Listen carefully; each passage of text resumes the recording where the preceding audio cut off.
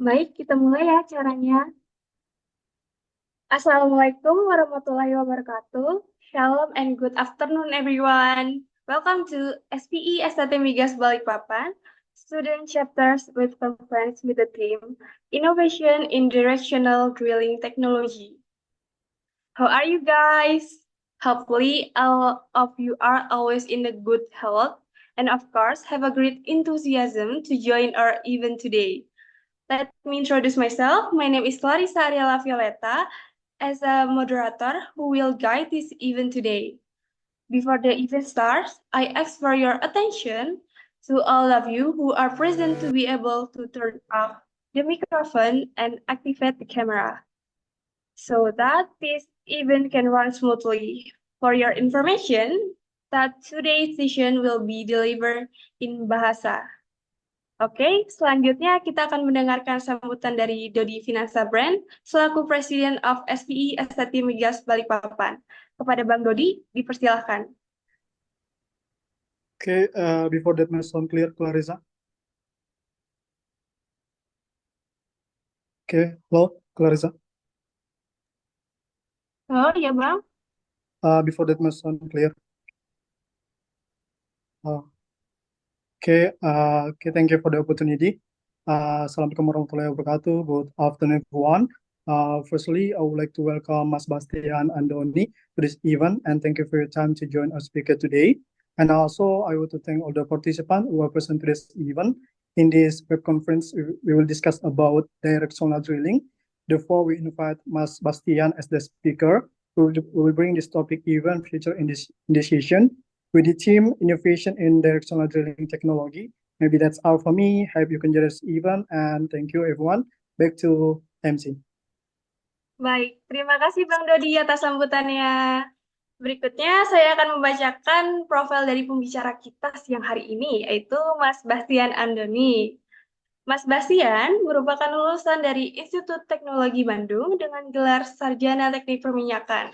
Kemudian, Mas Bastian melanjutkan pendidikannya di University of Aberdeen, UK, dengan gelar Master Degree in Oil and Gas Engineering with Distinction pada tahun 2016. Mas Bastian memiliki pengalaman kerja yang luar biasa hebat, diantaranya sebagai Drilling Project Engineer Pertamina Hulu Mahakam pada September 2019 hingga April 2021. Drilling Supervisor Hulu Mahakam pada April 2021 hingga September 2022. Drilling Engineer Pertamina Hulu Mahakam pada September 2022 hingga sekarang, dan beberapa lainnya. Wah, keren banget nih profil dari pembicara kita, Mas Bastian. Oke, karena sekarang teman-teman sudah pada tahu background dari pembicara kita hari ini, jadi langsung saja masuk ke sesi presentasi yang akan disampaikan oleh Mas Bastian. Kita juga sudah terhubung dengan Mas Bastian nih. Halo Mas Bastian, Hello everyone, hello Clarissa. apa kabarnya Mas? Sehat, puji Tuhan. Gimana Clarissa, sehat? Alhamdulillah sehat Mas. Kalau Nice. boleh tahu nih Mas, kesibukannya Mas Bastian akhir-akhir ini apa ya? Kesibukan hari akhir-akhir ngantor aja sih paling. Hmm. Kalau weekend main sama anak. Ya sama ini sih aku baru dari ini ya Universitas Pertamina sebenarnya baru habis dari Jakarta karena mereka bisa ada bikin conference gitu sih. Jadi ini baru aja pulang nih hari Wah, Sabtu. Langsung lanjut sama STT. rutinitas yang cukup sangat padat ya Mas. Lumayan. Oke, senang sekali nih kita bisa bertemu dan berdiskusi bersama Mas Bastian. Baik, kalau begitu boleh Mas Bastian dipersilahkan. Oke, aku share screen dulu ya. Iya, Eh, Mas. eh,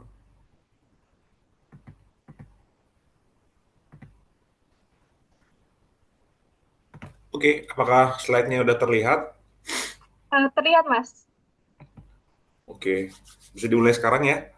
Ya, baik, Mas. Oke, pertama-tama terima kasih Clarissa tadi sudah memperkenalkan. Terima kasih juga tadi kepada Bang Dodi ya sebagai Ketua SPI dari STT Migas udah mengundang aku nih di acara web conference SPI Student Chapter ya STT Migas Balikpapan. Jadi begitu mendengar ada permintaannya dari teman-temannya untuk membawakan topik mengenai innovation in directional drilling technology, aku langsung setuju aja gitu. Kenapa? Karena topik ini menarik ya. Kenapa topik topik ini menarik? Karena suka nggak suka, mau nggak mau, yang namanya zaman sekarang itu hampir sudah tidak ada lagi easy well ya. There is no more easy well. Jadi kan teman-teman di sini kebanyakan masih pada kuliah ya.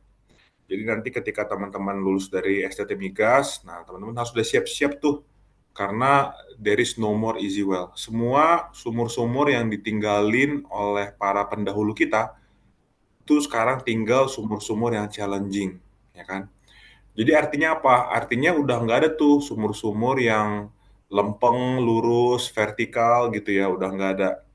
Mostly sekarang, apalagi nanti teman-teman bakal lihat nih case study di Mahakam, hampir 99,9% sumur yang ada di Mahakam itu bentuknya pasti berupa directional well ya, atau sumur yang berarah.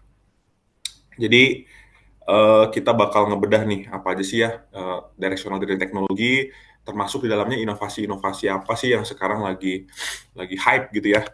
Nah tapi aku sebenarnya udah biasa ngajar ya di Univ Pertamina, di beberapa tempat juga. Nah di setiap kali ngajar aku tuh selalu mulai dengan pertanyaan dulu. Apa sih tujuan kita belajar hari ini gitu ya. Em, Begitu juga dengan hari ini. Kita harus mulai dulu dengan tujuan. Sebenarnya apa sih sebenarnya directional drilling itu? Mungkin teman-teman di STT Migas sudah belajar ya dari dosennya bahwa directional drilling itu sebenarnya itu adalah science ya, science bagaimana kita bisa ngebor lubang itu arahnya sesuai yang kita mau, ya kan? Bisa jadi kita ngebor dari titik ini kalau misalnya kita lihat gambar menara itu, ini aku mau bikin PowerPoint pointer. Nah, misalnya si menara ini sebagai rig kita, ya kan? Terus misalnya target sumur kita ada di ujung deviated well ini, kan tidak mungkin kita ngebor vertikal ya, nggak mungkin ketemu antara rig sama target reservoir di titik merah ini. Sehingga kita harus bikin lubangnya itu berarah. Tapi apakah cuman teknik membuat lubang berarah doang, directional drilling? Tidak. Karena di sini dia bilang nih, bisa juga directional drilling itu adalah ngebor as vertical as possible ya. Severtikal mungkin. Kok bisa mas ngapain lubang vertikal itu pakai directional drilling gitu? Karena sebenarnya teman-teman, by nature, ketika misalnya kita drilling sumur itu tidak mungkin ya kan kita mendapatkan inklinasi 0 degree mulai dari surface sampai ke TD kita. Nggak mungkin dari surface sampai TD inklinasinya benar-benar 0 degree. Karena yang namanya formasi itu dia punya resisten gitu ya. Nah, ketika bit ini diputer, bit itu kan muternya clockwise ya, searah jarum jam. Nah, jadi ketika bit ini muter, dia ada tendensi untuk either dia geser ke kiri atau dia geser ke kanan gitu ya. Ini misalnya titik tengahnya bisa dia geser ke kiri, bisa dia geser ke depan, ke kanan, atau ke belakang gitu. Kalau kita lihat dari atas gitu ya. Nah, itu dinamakan dengan walking tendency ya. Nah, kenapa walking tendency bisa terjadi? Karena beat itu ketika ketemu formasi, kalau misalnya dia formasinya lunak, lembek, bisa aja dia as vertical as we can gitu ya. Tapi ketika formasinya sudah mulai keras, nah formasi itu dia akan menahan ya si beatnya ini untuk aku nggak mau dibor gitu ya. Sehingga nanti beatnya ini akan mencari jalan yang lebih mudah gitu. Bisa jadi ke samping dia nanti. Nah, nanti kalau kita lihat ke atas bisa jadi sumurnya agak belok ke arah tertentu gitu ya, atau kita sebut dengan crook well ya, crook well. Nah, itulah kenapa nanti teman-teman juga bisa lihat nih, ada beberapa skenario atau beberapa kasus khusus di mana sumur yang as much vertical as we can itu penting banget. Jadi di sini kita akan lihat semuanya ya.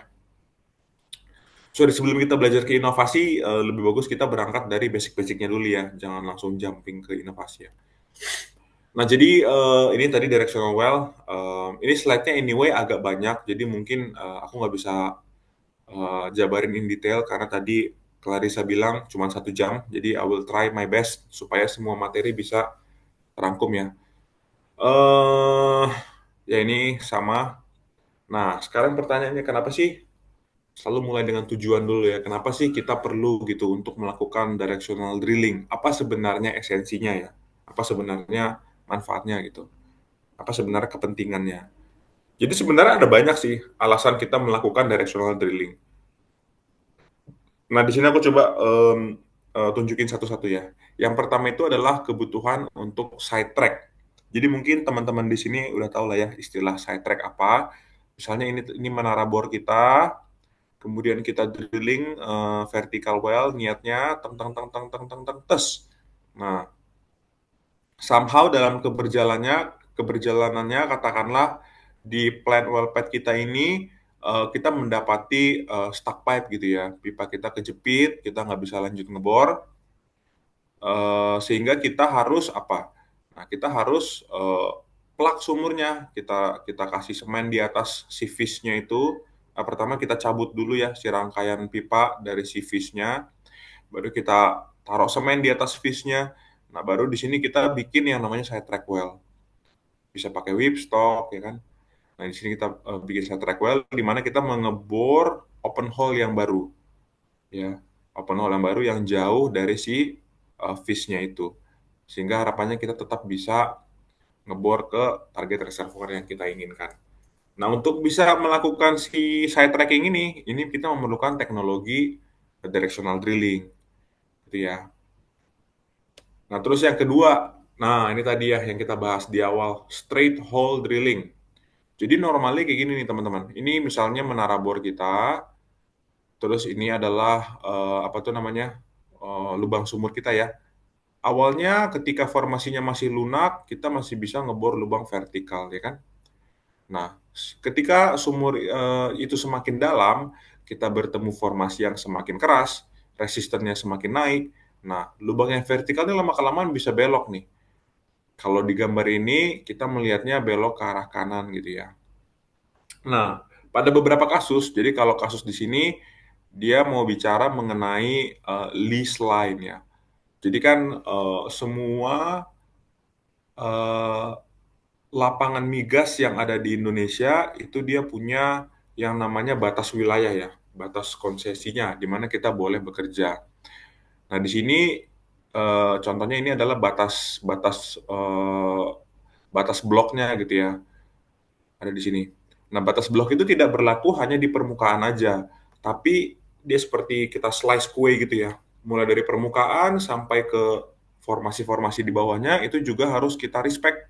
Karena kalau misalnya kita terusin ini ngebornya sampai ke nyebrang dari batas list line ini, batas dari area kerja kita, maka itu kita sudah mencuri gitu ya, mencuri hak perusahaan lain. Katakanlah di sini ada reservoir punya perusahaan B, kalau misalnya kita menembus batas list line-nya itu, nah itu kita artinya apa? Kita sudah mencuri uh, hidrokarbon yang harusnya dimiliki oleh perusahaan B. Nah itu kasusnya bisa panjang ya nanti.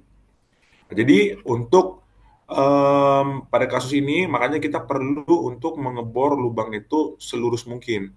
Tujuannya apa? Tujuannya supaya kita tidak melewati batas area kerja kita gitu ya, batas blok kita.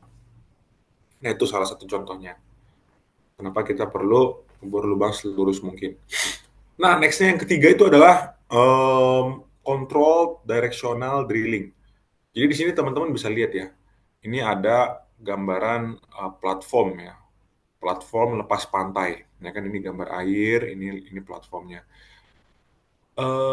Salah satu keterbatasan yang kita miliki kalau beroperasi di area lepas pantai itu adalah space ya, atau luas area kerja di atas platform. Bisa kita lihat di sini tuh sangat-sangat apa tuh namanya kecil gitu ya. Sedangkan di sini hidrokarbonnya besar gitu kan ini ada profil anti clean ya di mana yang hitam itu minyaknya. Kalau misalnya kita lihat kalau kita ngebor vertikal doang tidak mungkin kita bisa menyapu semua minyak yang ada di dalam anti clean reservoir tersebut. Nah, sehingga kita perlu nih yang namanya uh, pengeboran secara berarah yang kita memang sengaja gitu ya, kita kontrol. Nah, jadi kita supaya bisa belokin lubangnya sampai ke ujung-ujung daripada si flange-nya itu ya. Ujung-ujung dari sisi reservoirnya itu sampai ke ujung anti-clean-nya. Tujuannya supaya kita bisa ekstraksi, mengeksploit minyaknya sebanyak mungkin. Nah, terus yang keempat, geosteering well. Jadi sebenarnya geosteering well ini kalau kita lihat sebenarnya dia itu yang namanya formasi kan tadi seperti yang aku bilang di awal, dia itu memiliki resistensi ya untuk dibor. Nah, jadi kalau misalnya ini adalah gambaran yang hitam ini adalah gambaran reservoir gitu ya. Sedangkan yang apa sih namanya, yang warna abu-abu tipis-tipis ini itu katakanlah misalnya sebagai shell-nya gitu. Nah, kalau misalnya kita pengen ngambil, ini ada berarti reservoirnya ada berapa nih? Ada satu, dua, tiga, empat, lima. Kalau misalnya kita pengen ngambil kelima-limanya. Tapi artinya kalau misalnya kita ngebornya dari arah sebelah kiri, itu kan kita harus ngebikin 5 sumur ya. Satu sumur di sini, satu sumur di sini, terus satu sumurnya di sini, 3, 4, 5 gitu loh. Jadi untuk ngambil kelima reservoir ini kita perlu 5 sumur. Kalau misalnya kita ngebor satu-satu. Nah di geosteering well ini kita bisa jadi ngebornya dari arah sebaliknya nih. Dari sini terus kita belokin. Nah sehingga dengan satu sumur kita bisa langsung menembus 5 reservoir gitu ya. Yang mana itu pasti akan sangat menghemat dari biaya sumur kita. Nah, terus yang kelima, ini tentu aja mudah ya. Kita nggak mungkin kan, misalnya ini ada kawasan perkotaan atau perkantoran atau ada kawasan hutan lindung misalnya, atau ada kawasan objek vital nasional. Tidak mungkin kita membebaskan lahan di sana ya untuk mengebor secara vertikal ke reservoir. Tentu kita pasti akan cari lokasi yang punya izin, yang jauh dari keramaian. Kemudian kita akan belokkan lubang sumur kita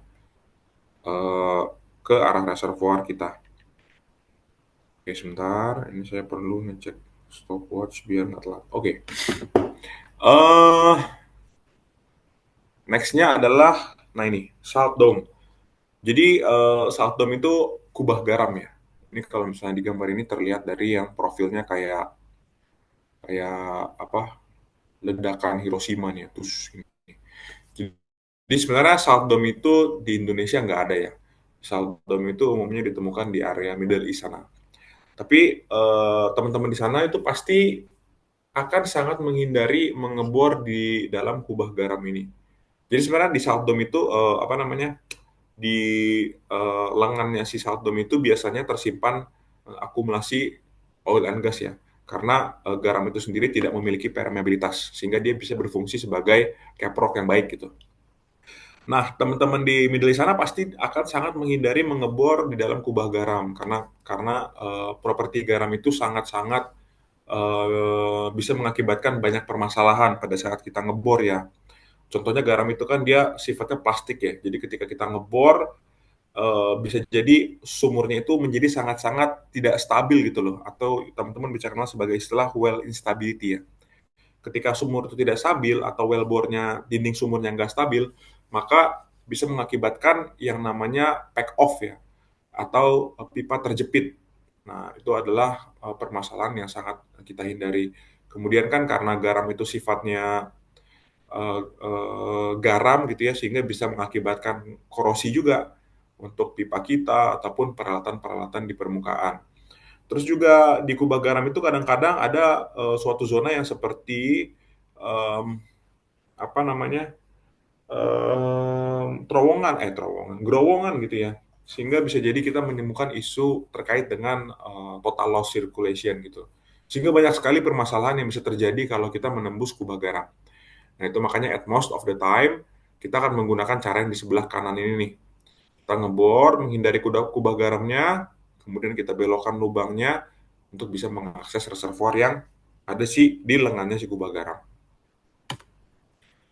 Nah ini yang ketujuh, ini fault drilling. Jadi kita mengebor itu menembus fault ya atau zona rekah di sini. Kalau misalnya kita katakanlah si rig-nya ini kita geser ke kanan dikit di sini, terus kita drilling ke bawah gini. Nah, ketika misalnya kita drilling, tadi lagi-lagi formasi itu memiliki resistansi untuk dibor. Jadi intinya bit itu dia akan cenderung untuk apa ya mengikuti zona yang lebih mudah untuk dibor, kira-kira gitu. Sama kayak fluida ya, fluida kan akan mengalir mencari pressure pressure mana yang paling kecil, ya kan? Di situ dia akan prefer untuk mengalir. Nah, sama juga bit. Ketika di sini ada fault, misalnya kita drilling dari titik A ini, titik ini sebelah kanan yang rig ini. Ketika dia menembus fault, bit itu akan cenderung untuk mengikuti arahnya fault ini. Sorry. Jadi dia akan cenderung seperti ini arah bornya. Ya kan, ke bawah terus. Padahal reservoir kita ada di sebelah kanan. Sehingga kalau misalnya dia udah sampai mengikuti tren daripada fault ini, maka si reservoirnya nggak bisa dibor. Nah, makanya dari itu kita biasanya menembus fault itu harus perpendikular ya, harus tegak lurus. Ini makanya ketika arah faultnya seperti ini miringnya, kita tembus secara tegak lurus. Tep, gitu. Supaya kita si bitnya itu tidak cenderung melenceng mengikuti arah gerak fault. Oke, yang 8, relief well. Mungkin teman-teman udah sering tahu lah ya mengenai apa tuh namanya Gulf of Mexico ya, Deepwater Horizon ya, Deepwater Horizon yang ada di Gulf of Mexico, yang sempat di mana mereka mengalami blowout insiden, dan si BOP-nya tuh udah kebakar gitu. Kan kalau misalnya ada kick gitu ya, yang terjadi di sumur kita, misalnya sumur kita sebelumnya ada di sini di kanan. Ketika ada kick, maka yang pertama kali ditutup itu adalah BOP ya, karena dia adalah mechanical barrier kita. Tapi apa yang terjadi kalau misalnya katakanlah BOP-nya udah kebakar gitu? Nggak ada lagi yang bisa kita lakukan. Maka yang bisa kita lakukan adalah ngebor dari yang lokasinya jauh nih. Lokasinya jauh dari rig yang sudah terbakar, kemudian kita belokkan lubangnya, kemudian kita sampai di injection point ya kita sebutnya ya. Karena di sini kan adalah source of hidrokarbonnya. Kita mau matikan source-nya nih. Gimana cara matikannya? Dengan memompahkan lumpur yang lebih berat. Sehingga harapannya dengan kita memompahkan lumpur lebih berat, karena balik lagi, fluida itu mengalir dari tekanan tinggi ke rendah ya. Sehingga harapannya ketika dia ketemu pressure yang tinggi di sini, fluidanya nggak mau lagi nih lari ke atas gitu ya. Melainkan dia akan tetap aja stay di bawah. Oke, itu untuk relief well. Kemudian yang ke-9, jadi banyak ya, sampai 9 bahkan ya, alasan kita ngebor directional drilling. Itu untuk horizontal well. Jadi mungkin teman-teman juga di sini udah tahu lah ya, horizontal well adalah sumur yang horizontal. Kenapa kita harus ngebor sumur horizontal? Tentu saja karena untuk case seperti ini, kita bisa lihat nih anti-clean yang tipis. Kalau misalnya kita cuma ngebor vertikal doang, maka radius of drainage atau jari-jari pengurasan sumur itu akan sangat kecil ya. Tapi kalau misalnya kita ngebor dia secara horizontal, kita bisa lihat radius pengurasannya, jari-jari pengurasannya itu panjang nih, sepanjang si horizontal section ini. Jadi tentu saja harapannya lebih banyak oil and gas, minyak dan gas yang bisa kita recover, ya, yang bisa kita produksikan.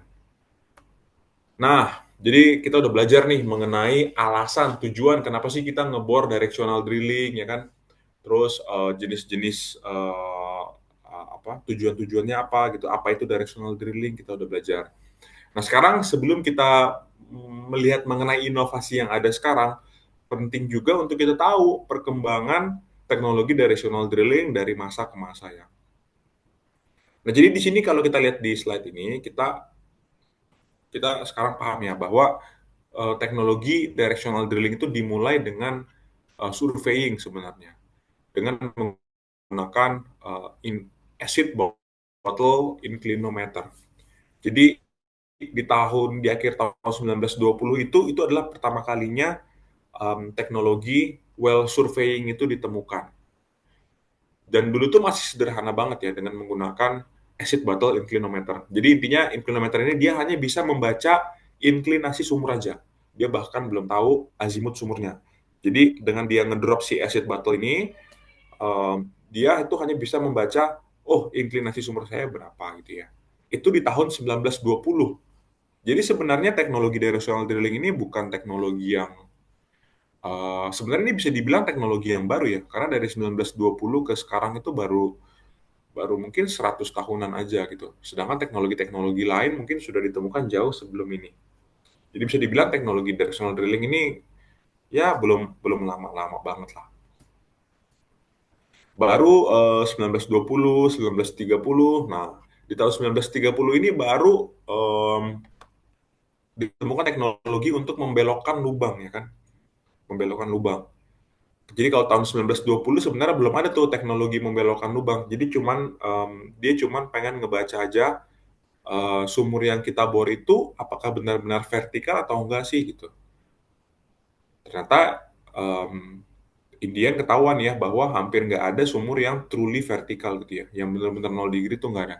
Pasti kebanyakan ada inklinasinya. Nah, baru di tahun 1930 ketika orang kayaknya pengen deh punya sumur agak belok gitu ya. Nah, itu baru teknologi kayak whipstock, knuckle joint, spudding bits itu ditemukan 10 tahun kemudian.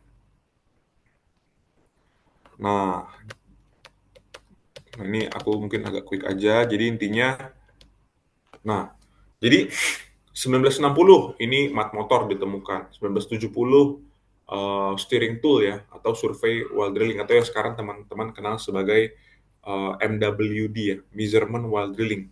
Di mana di situ apa tuh namanya? Inklinasi sama azimut mulai ditemukan. Oh sorry, bahkan bahkan belum ya, baru 1980 ditemukannya MWD. Jadi 1970 ini orang-orang masih pakai ngedrop ini ya, pakai pakai wireline gitu ya. Kalau teman-teman pernah dengar istilahnya TOTCO, single shot, multi shot. Jadi mereka akan ngedrop semacam ada inclinometer dan azimutnya. Mereka jadi ngebor 100 meter misalnya. Mereka running pakai wireline, mereka cabut lagi keluar, terus nanti di surface mereka baca gitu ya. Itu masih sampai 1970 loh. Baru di tahun 1980 ditemukan teknologi yang namanya MWD, Measurement While Drilling, dan LWD, Logging While Drilling. Di mana di sini mereka udah nggak perlu lagi tuh pakai yang namanya wireline untuk membaca inklinasi azimut. Tapi mereka sudah mulai menggunakan mud pulse ya, atau detaknya si lumpur ya, untuk dibaca sebagai inklinasi dan azimut. Jadi bayangkan, baru tahun 1980 ya, atau mungkin sekarang baru sekitar 40 tahunan. Jadi sebenarnya teknologi MWD itu merupakan teknologi yang relatif baru ya, dibandingkan dengan teknologi-teknologi lain. Nah, sekarang di tahun 2000-an, itu memang sekarang hampir, apa istilahnya, kalau kalau dulu teman-teman mungkin tahu iPhone ya. iPhone itu kan awal-awal dia ditemukan sampai mungkin iPhone 5, iPhone 6, iPhone 7 sampai iPhone X misalnya iPhone 10 itu kan begitu banyak apa namanya improvementnya ya. Mulai dari kameranya yang dulu cuma satu, sekarang kameranya udah tiga, boba gitu kan. Terus dulu mungkin belum ada fingerprint, sekarang udah pakai teknologi fingerprint. Terus apalagi misalnya teknologi biometrik. Dulu misalnya untuk membuka iPhone kita harus masukin apa tuh namanya password ya. Kalau sekarang kan cukup pakai teknologi pengenal wajah, iPhone-nya bisa ter-unlock sendiri gitu ya. Nah, tapi sekarang begitu udah iPhone 11 keluar, 12, 13, 14, teman-teman mungkin merasa bahwa perkembangan teknologinya kok udah kayak nggak ngaruh gitu ya. Mungkin teman-teman ngerasa, ini iPhone 16 keluar, tapi kok kayak nggak ada bedanya sama iPhone 15, atau mungkin iPhone 14 ya, kayak nggak ada bedanya gitu. Paling nambah-nambah gimmick-gimmick aja gitu ya. Nah, sama juga dengan teknologi directional drilling.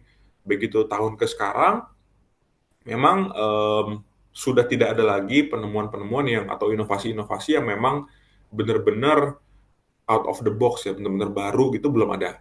Paling ya sistemnya hanya ya ini better measurements atau better data rates, jadi dia bisa mengirimkan data lebih cepat gitu-gitu doang sih. Jadi memang sudah tidak ada apa perkembangan yang signifikan yang dibandingkan awal-awal penemuan. Istilahnya kita sudah mulai mencapai ke ininya lah, peak pointnya gitu ya. Nah, sekarang kita bahas mengenai satu-satu nih teknologi directional drilling dari zaman dulu sampai ke zaman sekarang. Nah, dari zaman dulu itu kita belum ada yang namanya bensak, mat motor, itu belum ada ya. Tapi orang-orang zaman dulu tuh kreatif-kreatif ya, pinter-pinter. Di sini contohnya mereka menggunakan teknik yang namanya jetting ya. Nah, jetting ini biasanya digunakan pada reservoir yang masih soft atau masih lemah gitu ya. Jadi dengan punya reservoir yang masih soft, masih lemah, ibaratnya kalau kita nggak perlu hancurin pakai bead, kita cukup semprot dia pakai flow rate yang kencang, itu sebenarnya formasinya udah hancur sendiri gitu ya. Karena dia very very loose set, very very loose, very very unconsolidated. Nah, di case ini dia belajar bahwa, oh kalau seperti itu, kalau kita pengen belokin lubang sumurnya, gimana kalau kita bikin aja nih bead, drilling bit yang salah satu nozzle-nya itu dibikin sekecil mungkin dibandingkan nozzle-nozzle yang ada di sisi lainnya. Jadi ketika misalnya kita pengen belokin arah sumur kita ke kanan, seperti gambar ini contohnya, kita akan arahin aja. Jadi mereka udah mengarahkannya ini sejak sejak bitnya masih on surface ya. Jadi ketika bitnya masih di surface, mereka udah arahin kita pengen ke arah utara misalnya beloknya. Ya udah mereka akan arahin si nozzle yang paling kecil itu ke arah utara gitu ya. Kemudian ketika dimasukin, bitnya nggak diputar ya, cuman dipumping aja gitu, pakai flow rate yang tinggi. Sehingga nanti si jetting efeknya ini akan mengakibatkan terbentuk lubang kecil di sini ya. Nah, baru begitu lubangnya sudah terbentuk, sekali lagi bit ini akan ketika dimulai diputar dia akan tendensi untuk mengikuti lubang yang udah ada ya. Karena balik lagi bit itu akan cenderung mencari tempat yang lebih mudah dia ngebor gitu. Yang paling lemah, sorry. Akan mencari titik yang paling lemah. Nah, jadi ketika sudah ada lubang yang terbentuk, by jetting tadi, si bit tadi akan ngikutin. Kira-kira gitulah teknologi awal-awal ya. Nah, baru tadi tahun berapa tuh ditemukan yang namanya open hole whipstock ya. Jadi whipstock ini sebenarnya seperti semacam seluncuran gitu ya. Seluncuran. Jadi si bit dan BHA ini akan mengikuti si launch pad-nya ini, kemudian ketika diputar ya dia akan lurus gitu ya, mengikuti berapa inklinasi dari si seluncurannya whipstock ini. Quite simple. Teknologi ini masih kita pakai sampai sekarang whipstock karena ini merupakan teknologi yang relatif sederhana, relatif murah juga, dan cukup efektif. Bisa dibilang cukup efektif untuk kita melakukan operasi side track ya biasanya ya, untuk sumur-sumur side track. Nah, kemudian di tahun 80-an mulai ketemu ya yang namanya steerable motor. Jadi basically motor itu nanti ada gambarnya motor itu seperti apa. Tapi kurang lebih intinya kalau misalnya dia itu ada semacam komponen rotor dan stator, di mana ketika rotor dan stator itu dilewatkan oleh fluida atau bahasa lainnya kita pompa, ketika kita pompa, rotor dan stator itu akan bergerak ya. Ini rotor apa namanya komponen motor misalnya yang warna biru ya. Ketika dialirkan lumpur di dalamnya, maka si komponen rotor dan statornya akan bergerak ya. Nah, antara rotor dan stator dan drilling bit itu dia ada sistem transmisinya. Jadi gaya putar yang dilakukan oleh si rotor itu bisa ditransmit ke bit sehingga bitnya ini bisa ikut muter gitu ya. Nah, kalau misalnya kita ada bikin semacam pipa yang bengkok di atasnya, maka kita bisa atur nih. Kan kalau misalnya kita pompa itu, maka si pipa yang abu-abu ini bisa diem ya. Dia diem aja, dia nggak muter. Kita nggak muter pipanya, kita cuma pompa doang. Jadi si pipa yang abu-abu ini diam, sedangkan pipa yang biru muter ya. Nah ini teman-teman mungkin bisa bayangkan, kalau pipa ini muter, maka bit muter, maka dia akan drilling formation ya. Dia akan making progress. Nah itulah yang kita kenal dengan istilah sliding ya. Sliding. Jadi kita ngedrill sumur dengan hanya memompakan fluida doang gitu loh. Kita tidak memutar rotary table, kita nggak memutar uh, top drive kita gitu. Kita hanya pumping lumpur aja. Nanti motornya akan muter sendiri, memutar bit dan dia akan making progress. Nah, sebenarnya ada juga sih teknologi di mana untuk ngebuat inklinasi atau misalnya kita mau dropping, itu sebenarnya kita nggak perlu masang whipstock, nggak perlu masang mat motor gitu ya. Bisa juga kita dengan mengatur posisi stabilizer kita sebenarnya. Nah, di sini teman-teman bisa lihat di sini ada konfigurasi stabilizer A, konfigurasi B, C, D, E, F, dan G. Di mana konfigurasi A, B, dan C itu bisa membuat tren daripada si BH ini untuk nge-build inklinasi. Untuk D sama E, dia akan cenderung konstan ya. Dia akan cenderung tangent atau holding. Sedangkan F dan G, BH ini cenderung akan membuat sumur itu dropping. Kenapa kok bisa gitu? Jadi teman-teman bisa bayangkan ini ada stabilizer. Contohnya konfigurasi A ya. Jadi kita bayangkan sumur ini lagi drilling vertikal gitu kan. Nah, lagi drilling vertikal, baik lagi ketika dia sudah menemukan formasi yang agak keras, dia akan cenderung walking ya. Sehingga dia akan mulai building inklinasi. Nah, di antara stabilizer yang atas dan stabilizer yang bawah, itu ada pipa sepanjang 30, 60, 90 feet. Berapa nih? Hampir 100 feet panjangnya ya. Jadi ini kan punya berat ya. Nah, jika di antara dua stabilizer ini ada beban di situ, maka teman-teman bisa bayangin ya, lama-kelamaan dia BH-nya akan limber gini ya, akan tek gitu ya, akan berat ke bawah dan dia akan mulai untuk build inklinasi. Gitu ya. Sedangkan yang untuk yang holding contohnya D yang konfigurasi D. Dimana kalau kita bisa lihat di sini jarak antara stabilizernya itu cukup konstan, nggak sejauh yang konfigurasi A. Nah, kalau misalnya kita punya jarak antar stabilizer yang relatif sama gini, maka si BH itu bisa menjaga lintasannya, trajektorinya untuk tetap tangent ya, untuk tetap lurus gitu. Nah, sedangkan untuk yang dropping, kita bisa lihat posisi stabilizernya itu sangat jauh dari bitnya. Sehingga di bit ini tidak ada yang menahan dia gitu loh. Sehingga otomatis dari bawah stabilizer sampai ke bit dia akan cenderung letoy ya, akan cenderung jatuh dan kontak formasi. Sehingga bisa dibayangin kalau misalnya kita pakai yang konfigurasi F lama-kelamaan dia pasti akan tendensi trajektorinya akan ngedrop ya. Karena beratnya itu dia akan turun terus gitu ya. Nah gitu, itu sebenarnya salah satu yang bisa kita lakukan untuk membantu kalau misalnya di trajektori kita perlu nge-build atau perlu ngedrop atau perlu as tangent as possible gitu ya. Kita bisa pakai cara ini. Nah, next-nya ini adalah teknologi yang sekarang mungkin bisa dibilang paling canggih gitu ya untuk industri oil and gas, terutama industri drilling, apalagi untuk directional drilling. Jadi ini adalah rotary steerable system. Di sini kita sebutnya RSS ya. RSS itu sebenarnya dia ada dua sistem, ada yang push the beat, ada yang point the beat gitu ya. Ini contoh-contoh merek yang ada di pasar ya. Nah, kalau push the beat itu ini adalah persis seperti yang ada di gambar ini. Persis yang ada di gambar ini. Jadi si yang berwarna hijau ini kita biasa sebutnya dia sebagai PAD ya, RSS PAD, PAD. Sedangkan di dalam RSS PAD itu dia ada semacam ball mechanism seperti ini. Nah, jadi kurang lebih si pad ini tuh dia seperti pintu. Jadi ketika ada instruksi dia akan terbuka gitu ya. Tek, tek, tek, tek.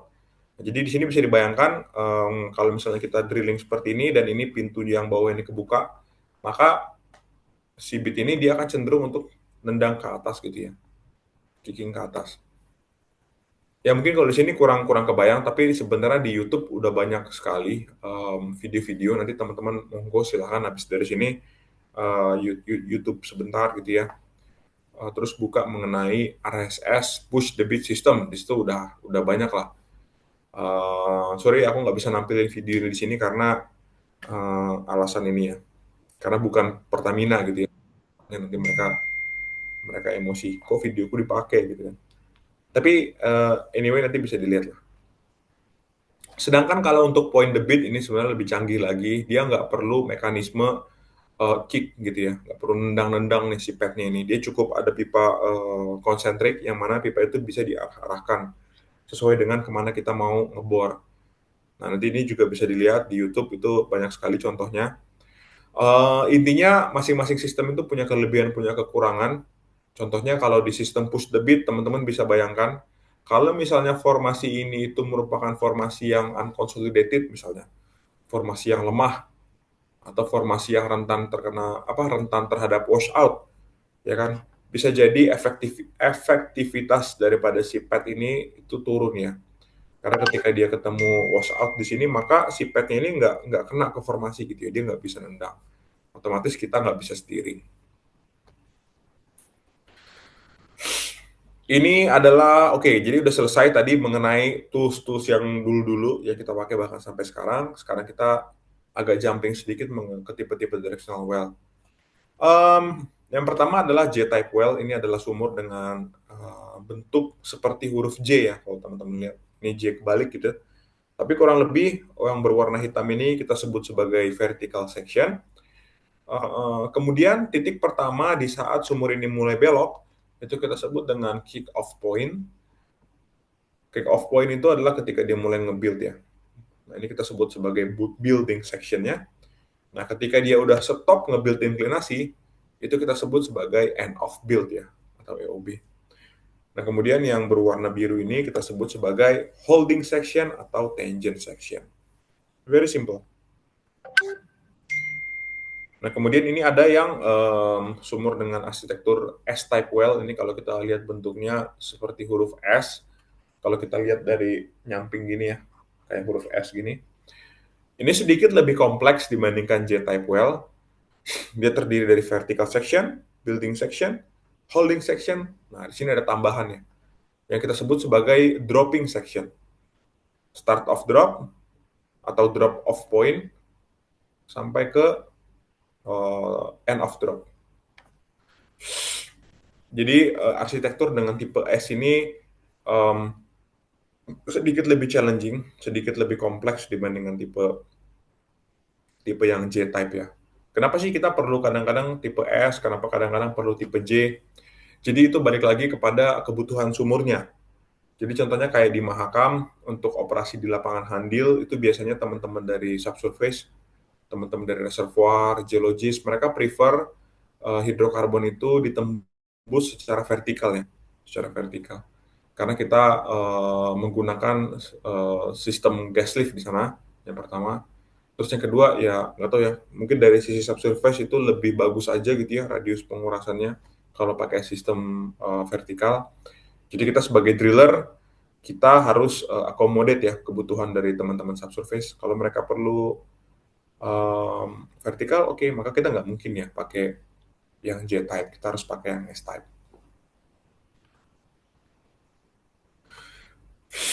Nah, oke, selanjutnya ini ada yang namanya deep kick off well. Jadi sebenarnya deep kick off well ini kurang lebih mirip sih sama J-type ya. Tapi tujuannya agak beda.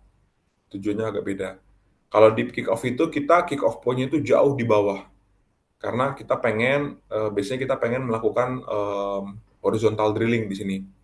Kenapa? Karena kalau misalnya kita kick off-nya di atas, kecepatan, maka nanti horizontalnya di sini gitu ya. Padahal target reservoirnya di bawah. Jadi kita harus punya yang namanya deep kick off sebelum kita penetrate reservoir target secara horizontal. Sama aja. Yang keempat juga horizontal. Ini kurang lebih sama lah. Cuman bedanya mungkin ini deep kick off well nggak ada tangentnya ya. Nggak ada holding sectionnya. Jadi cuman vertical section, build, dah stop. Sedangkan kalau horizontal di sini ditambahin yang warna biru ini ya. Oke nih, sebelum teman-teman makin nyasar kemana-mana, kita bahas dulu nih beberapa term yang biasa digunakan pada directional drilling. Aku sebenarnya kurang tahu ya, apakah teman-teman udah belajar ini di kampus atau belum. Tapi nanti kurang lebih kalau misalnya udah lulus, terus nanti misalnya kerja sebagai drilling engineer atau driller gitu ya, at least udah pernah denger lah ya istilah-istilah ini. Jadi, sorry ini gambarnya agak banyak ya, mungkin ya karena memang agak seribet itu sih. Jadi ini adalah, misalnya ini adalah katakanlah rig kita, kemudian si target itu ada di ini ya, yang sekarang lagi di kursor merah-merah ini target. Jadi kita ngebornya itu bentuk sumurnya itu seperti ini ya. Mulai dari surface, ngikutin si panah merah ini ke poin B, lalu ke target. Jadi di sini memang kita harus berpikirnya agak 3 dimensi sedikit ya teman-teman ya, nggak bisa pakai 2 dimensi. Nah di sini jadi ada beberapa istilah well reference point, yaitu titik awal kita ngebor, surface location reference point ini adalah titik di surface-nya, ya sama aja sebenarnya. Terus survei kalian harus sudah tahu. Kemudian ada vertical section plan. Nah, jadi vertical section plan itu adalah sebenarnya bidang semu ya, bidang bayangan aja. Dia sebenarnya in reality nggak ada. Vertical section plan itu yang ada di sini ya, yang dari titik ini nih. Dari S ini ke sini, terus ke target, ke sini. Nah, itu adalah vertical section plan. Kemudian azimut, azimut itu mungkin teman-teman sudah tahu, azimut itu kalau misalnya kita ngelihat dari atas, ya kan, kalau kita ngelihat dari atas, terus arah sumur kita itu kemana sih, gitu ya. Nah, ini kalau contohnya ini berarti azimutnya ini sesuai dengan garis HD ini ya, itu adalah azimut kita. Jadi untuk ke utara itu normally kita baca sebagai 0 degree, kemudian arah timur itu 90 degree, selatan 180, barat itu 270 ya. Nah, inklinasi ini adalah simpangan ya, derajat sudut yang dibaca dari vertikal. Jadi dari vertikal itu kita sebut sebagai 0 degree, kalau dia horizontal itu sebagai 90 degree ya. Nah, jadi di antara 0 sampai 90 itu adalah inklinasinya. Kalau MD, measured depth, teman-teman juga sudah tahu ini adalah panjang lintasan sebenarnya dari sumur ya. Jadi ibaratnya kalau kita mau tahu berapa panjang MD sumur kita, measured depth kita, ya kita tinggal ukur aja berapa jumlah pipa drill pipe yang kita running ke dalam sumur ya. Dia harusnya ngikutin si ini trajektori sumurnya. Nah, jadi measured depth ini penting untuk orang drilling sih biasanya ya. Karena dari panjang measure depth kita tahu nanti kaitannya kepada kekuatan pipa kita, ya kan, torsinya berapa sih total torsi yang dialami oleh pipa kita. Kemudian nanti untuk perhitungan volume semen yang diperlukan, kita kan harus tahu ya panjang total lintasannya. Nah, oke, berikutnya ada TVD, True Vertical Depth. Jadi True Vertical Depth ini adalah berapa kedalaman sumur dari permukaan sampai ke target secara vertikal ya. Nah, ini ada tulisan TVD. Jadi dia tidak mempertimbangkan inklinasi dan azimut sumur. Dia literally hanya melihat panjang secara vertikal. Kenapa ini penting juga untuk kita tahu? Karena biasanya ini sangat penting untuk teman-teman subsurface ya, geologis terutama. Jadi mereka itu geologis normally tidak melihat MD ya, mereka melihat TVD. Karena kenapa? Karena kan kedalaman target mereka, terus atau kedalaman shallow hazard semuanya itu kan terbacanya secara vertikal. Jadi teman-teman pasti nanya tuh, teman-teman geologis nanya, kita udah kedalaman berapa sekarang gitu. Jadi kalau teman-teman geologis nanya, baiknya kita menyebutkan secara lengkap. Misalnya kita di kedalaman 3000 MD, 1500 TVD misalnya gitu ya. Oh, supaya mereka ada gambaran. Karena kalau kita hanya nyebut kedalaman 3.500 MD misalnya, nah mereka bingung 3.500 MD itu kalau terhadap target sumur mereka di mana gitu ya. Seperti itu. Next-nya adalah horizontal displacement. Nah, horizontal displacement ini itu adalah jarak secara horizontal dari titik B3 ini, kalau teman-teman lihat, ke titik B. Nah, itu adalah horizontal displacement-nya. Atau apa namanya bahasa lainnya simpangan sumur lah ya, simpangan sumur. Jadi kalau kita ngebornya menyimpang ke sana, berapa sih dari titik saya berdiri secara horizontal ke titik simpangannya gitu ya. Terus ada lagi istilahnya apa lagi ya? Vertical section, VS. Nah, kalau VS itu adalah horizontal displacement yang kita mirroring, yang kita proyeksikan ke bidang planar tadi. ya ke bidang planar tadi. Nah, which is yang ini ya, dari titik B3 ke titik B2. Kemudian lain-lain yang penting itu ada istilah dogleg severity atau dogleg DLS ya. Jadi dogleg severity adalah berapa besarnya perubahan sudut setiap kita ngebor satu stand drilling. Semakin besar perubahan sudut setiap satu stand kita drilling, maka dogleg severity-nya semakin tinggi. Seperti itu. Kemudian ada beberapa istilah-istilah lain, tapi ini tadi udah ya, kick off point, build up rate, end of build, hold, drop off point, target, semuanya harusnya teman-teman udah tahu. Nah sekarang kita coba nih ngelihat case study lah ya sebutnya. Ini adalah salah satu sumur yang kita bor di tahun 2022, HV508. Jadi ini adalah bentuk sumur ketika kita lihat dari samping gitu ya. Kita lihat dari samping, ini mungkin teman-teman udah bisa nebak ya dari tempatnya masing-masing. Ini merupakan sumur dengan tipe S-type ya, karena bentuknya seperti huruf S. Dia ada kick off point-nya, jadi kita bisa lihat di sini adalah kick off point, karena ini adalah titik pertama dia berubah dari vertikal ke bersudut gitu ya. Kemudian ini adalah build section-nya, cukup pendek. Artinya apa? Kalau kita punya build section yang pendek, artinya kita punya dogleg yang tinggi ya. Jadi semakin kita punya dogleg yang tinggi, semakin cepat build-nya. Nah, baru dari titik ini, lurus ke sini, itu merupakan tangent section-nya. Atau di mana kita hold inklinasinya. Baru di sini, dia mulai dropping. Nah, ini kita bisa bilang dia sebagai drop off point. Ini adalah dropping section-nya. Nah, di sini end of drop-nya. Kemudian dia vertikal ya, atau tangent atau hold. Jadi seperti itu cara membacanya. Nah, ini kalau dilihat dari samping, kalau dilihat dari atas ya. Jadi kalau dilihat dari atas ternyata sumur tadi itu azimutnya berbelok ya. Jadi di sini kalau kita bisa lihat ini azimutnya kurang lebih arahnya sekitar 45 degree ya. Karena kalau ke utara itu 0, ini clockwise sedikit ke arah utara timur northeast berarti sekitar 45 degree, kemudian dia berbalik arah ke arah southeast ya. Atau ini kalau kita secara azimut sekitar mungkin 135 degree ya. Dari 45 degree berbelok ke 135 degree. Nah, ini kalau misalnya dilihat secara 3D. Nah, jadi di sini teman-teman mungkin udah bisa menjawab lah ya. How many kick off point? 1 ya.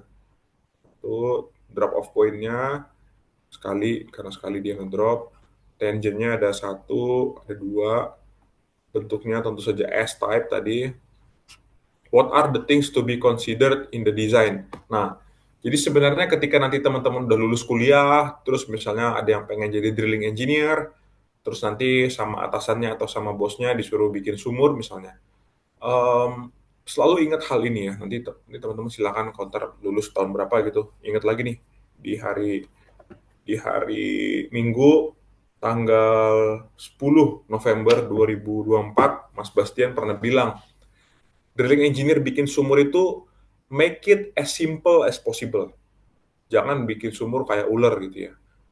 Serumit apapun targetnya, sesusah apapun anti collision-nya, as a drilling engineer ketika bikin trajektori sumur, make it as simple as possible. Karena tujuannya apa? Tujuannya kalau kita punya trajektori yang simple, nanti ketika eksekusinya oleh teman-teman di lapangan itu akan relatif lebih mudah. Tapi kalau kita punya sumur yang ribet, katakanlah kick off point-nya ada 3, ada 4, dan misalnya engine-nya tuh pendek-pendek gitu ya. Jadi mereka si directional driller-nya itu harus sering-sering bikin trajectory work gitu loh, atau harus sering-sering steering gitu ya. Yang mana ketika kita harus sering-sering steering itu artinya sebenarnya cukup mempengaruhi performance drilling kita juga. Itu ngebornya jadi lebih lambat, ya kan. Terus secara torsi juga pasti akan lebih tinggi. Ya teman-teman bisa bayangin ya sumur yang belok-belok ini dengan sumur yang relatif lempeng gitu ya. Torsinya pasti akan jauh lebih rendah pada sumur yang lempeng dibandingkan sumur yang belok-belok. Nah, jadi begitu banyak drilling problem yang biasa diakibatkan kalau trajektori sumur kita terlalu ribet. Yang terakhir, can targets have various shape and why? Ya, tentu saja target bisa bermacam-macam bentuknya ya, tergantung daripada persebaran atau luas daripada hidrokarbon yang ada di reservoir tersebut. Oke, ini mungkin tadi udah dibahas ya, nggak perlu lagi. Nah, survey calculation method. Jadi itulah ya, manusia itu kan memang pintar ya dan terus beradaptasi gitu loh. Jadi kalau dulu supaya orang-orang itu bisa tahu, kira-kira misalnya kita lagi ngebor directional drilling nih, di kedalaman 1000 nanti berapa sih inklinasi kita, berapa sih azimut kita akan berada di northing easting berapa sih, gitu-gitu. Nah, untuk bisa menghitung angka-angka tersebut tentu saja kan harus melalui pendekatan ya. Kita kan nggak bisa tebak-tebak nih. Oh, kalau misalnya kita ngebor pakai inklinasi 45 degree ke arah azimut 90 degree atau ke arah timur. Nah, nanti kalau TVD kita 1000 meter atau 1000 feet, nanti MD kita berapa? Nah, itu kita bisa pakai pendekatan trigonometri, ya kan? Teman-teman pasti udah belajar lah ya mengenai trigonometri dulu pas SMP kali harusnya ya. Nah, tapi cara trigonometri ini merupakan cara yang angka errornya paling tinggi ya. Karena balik lagi tadi untuk membelokkan sumur itu kan tidak mungkin patah gitu ya, tek-tek nggak mungkin belok ya, tapi dia harus smooth gitu ya. Nah, makanya orang-orang zaman dulu mencari teknologi lain, cara lain supaya eh, eh, metode ini lebih akurat. Nah, makanya metode tangensial ini mereka upgrade menjadi namanya average angle ya. Jadi average angle ini sebenarnya mereka masih mengasumsikan lintasan trajektori ini sebagai garis lurus, tapi eh, dibagi dua atau dibagi tiga atau dibagi empat gitu ya. Semakin banyak dibagi semakin bagus. Contohnya ini kalau misalnya kita anggap ini sebagai garis lurus gini, kan pasti akan lebih prone to error ya dibandingkan kalau misalnya kita bagi dua, terus kita tek garis lurus gitu ya. Nah, sehingga ini adalah improvement daripada metode sebelumnya, dari metode tangensial. Nah, tapi teman-teman orang-orang zaman dulu juga ngelihat bahwa kayaknya metode average angle ini masih belum terlalu baik deh gitu ya, masih bisa diimprove lagi deh. Nah, makanya mereka mulailah menggunakan metode radius of curvature ya. Jadi di radius of curvature ini mereka tidak lagi menggunakan pendekatan trigonometri, tidak lagi menggunakan pendekatan garis lurus, tapi mereka mulai pakai metode pendekatan radius ya atau jari-jari. Jadi di sini mereka sudah mulai menganggap lintasan trajektori itu sebagai smooth line atau garis yang lurus. Nah, ini mulai improve lagi akurasinya. Dengan metode ini kita bisa menentukan titik northing easting kita pada kedalaman tertentu dengan lebih akurat. Nah, dari sini mereka improve lagi. Nah, pakai menggunakan minimum curvature. Di mana di minimum of curvature ini mereka sudah memasukkan faktor Dirichlet rasio. Nah, jadi ibaratnya metode radius of curvature ini si curve-nya ini tuh dipecah-pecah lagi gitu, sesuai dengan Dirichlet-nya masing-masing. Jadi untuk setiap Dirichlet itu sudah dipertimbangkan. Nah, sehingga metode minimum curvature ini sudah menjadi metode yang paling akurat, yang paling update lah, yang paling bisa paling bisa menghitung posisi titik sumur kita secara paling akurat gitu. Dan metode minimum curvature ini masih kita gunakan sampai sekarang. Even di software dari soal drilling kayak software Halliburton, Schlumberger, mereka masih menggunakan metode kalkulasi ini. Oke, waktu saya kayaknya 20 menit lagi ya. Jadi, oh iya benar 20 menit. Jadi saya langsung aja ya menuju kepada makanan utama nih. Topik utama yang mau kita bahas hari ini yaitu inovasi, ya kan. Nah, inovasi itu kenapa penting? Inovasi itu penting karena saya sebenarnya udah nyampaikan ini berkali-kali di berbagai macam forum ya. Jadi intinya there is no more easy well gitu ya. Tidak ada lagi sumur yang mudah. Sumur-sumur yang sekarang itu semuanya challenging, semuanya sulit gitu untuk dibor. Kalau kita menggunakan cara-cara konvensional, menggunakan cara-cara dulu kita aplikasikan untuk sumur-sumur sekarang, maka itu sudah tidak relevan lagi. Sudah tidak eh, sudah nggak match lagi gitu loh, antara challenge dengan solusinya udah nggak match. Sehingga kita harus berinovasi, kita harus menemukan cara-cara baru untuk mengebor sumur-sumur yang semakin challenging ini dengan aman dan tentu saja dengan se-cost efektif mungkin ya. Nah, di Mahakam sendiri, Mahakam itu tergolong sebagai lapangan yang sudah marginal. Reserve-nya sudah bisa dibilang sudah sedikit lah ya. Sehingga kalau misalnya kita pakai cara-cara lama untuk ngebor, bisa dibilang mungkin ya sebagian besar sumur itu sudah not drillable ya, sudah tidak bisa dibor lagi karena biaya untuk ngebor sumurnya itu sudah lebih mahal daripada cadangan atau revenue yang akan kita dapatkan dari reservoir itu. Nah, di Mahakam sendiri ini ada beberapa yang kita sudah coba jawab ya, tantangan-tantangan yang sudah coba jawab. Ini ada 6 di sini. Yang pertama adalah untuk mengoptimize on bottom ROP. Kenapa kita harus optimize on bottom ROP? Spiritnya adalah semakin cepat kita ngebor, sumurnya semakin selesai. Sumurnya semakin cepat selesai. Sumurnya semakin cepat selesai, maka biaya untuk menyelesaikan sumur itu semakin semakin kecil ya. Karena kan kita nyewa rig itu sistemnya harian, kita nyewa jasa directional drilling sistemnya harian, ada yang harian, ada yang meterage. Banyak yang sistemnya itu daily gitu. Jadi semakin kita cepat menyelesaikan sumur, maka biaya sewanya itu akan semakin pendek. Nah, terus yang kedua, DLS, Dock-Leg Capability. Sekali lagi, there is no more easy well, udah nggak ada lagi tuh sumur vertikal dari atas sampai bawah. Sumurnya sekarang sudah meliuk-meliuk, sehingga di sini diperlukan dock-leg yang tinggi untuk kita bisa menjangkau setiap target dengan baik gitu ya. Nah, masalahnya untuk mendapatkan dock-leg yang sesuai keinginan itu tidak tidak semudah membalikan telapak tangan gitu ya. Cukup tricky. Nanti kita akan lihat. Terus yang ketiga, sliding challenge in high TVD.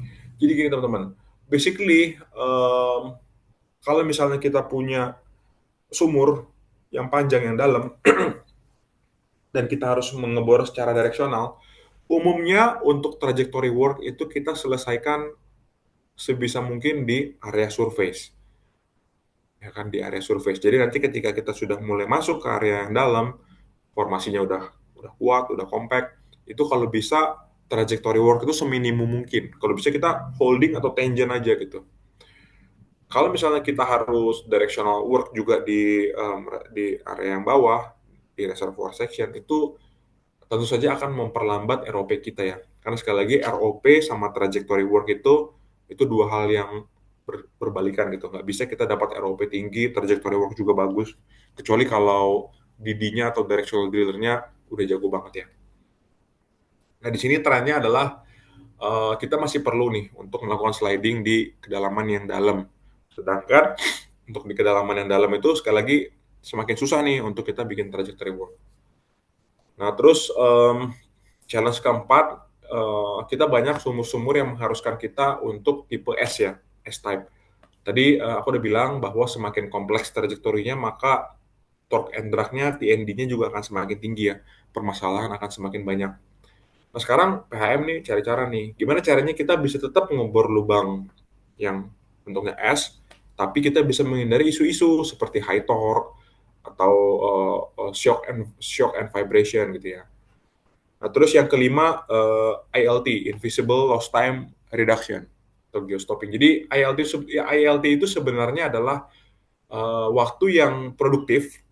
Kita sebenarnya masih kerja gitu ya, masih ngebor atau masih ngapain. Tapi sebenarnya masih bisa dioptimize lagi gitu loh. Jadi sebenarnya waktu yang kurang efektif lah ya. Makanya kita sebutnya invisible lost time. Nah, ketika kita udah punya operation yang sangat-sangat compact, operation yang sangat-sangat efisien, maka PR terakhir kita adalah mencari apa sih hal-hal lain yang masih bisa dioptimize gitu loh. Nah, biasanya kita atau perusahaan-perusahaan itu goal mereka, aim mereka itu akan mencari ini invisible lost time gitu ya. Nanti juga ini akan menjadi challenge teman-teman ya. Nanti ketika teman-teman udah lulus misalnya kan, terus ada yang misalnya lulus jadi company man misalnya gitu ya. Nah, teman-teman tuh harus aktif gitu loh, harus inisiatif, harus sering turun turun ke turun ke rig floor gitu, atau naik ke rig floor atau ke matpam, ke matpit, harus cari-cari kira-kira room for improvement-nya apa lagi nih yang bisa saya optimize nih. Kira-kira invisible lost time-nya ada di mana nih? Apa yang harus saya lakukan supaya operasi drilling ini bisa lebih efisien nih, bisa lebih cepat nih gitu. Kira-kira spirit itu yang teman-teman harus bawa nih untuk nanti lulus terus masuk ke dunia kerja ya. Itu sih pesan dari aku ya. Karena itu kita nih sebagai orang industri sangat senang banget nih kalau ada anak-anak muda gitu ya, teman-teman kayak kalian yang berinisiatif tinggi, punya ide-ide bagus. Ini sangat kita senengin gitu. Nah, terus yang keenam ini adalah good real time data in high ROP.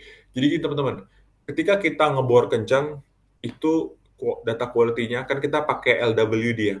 Itu biasanya sekali lagi ini agak berkebalikan juga antara ROP dengan good data quality itu sebenarnya agak agak berseberangan gitu ya.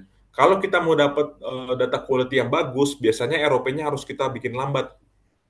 Sebaliknya, kalau kita ROP-nya kencang banget, maka data quality akan jelek.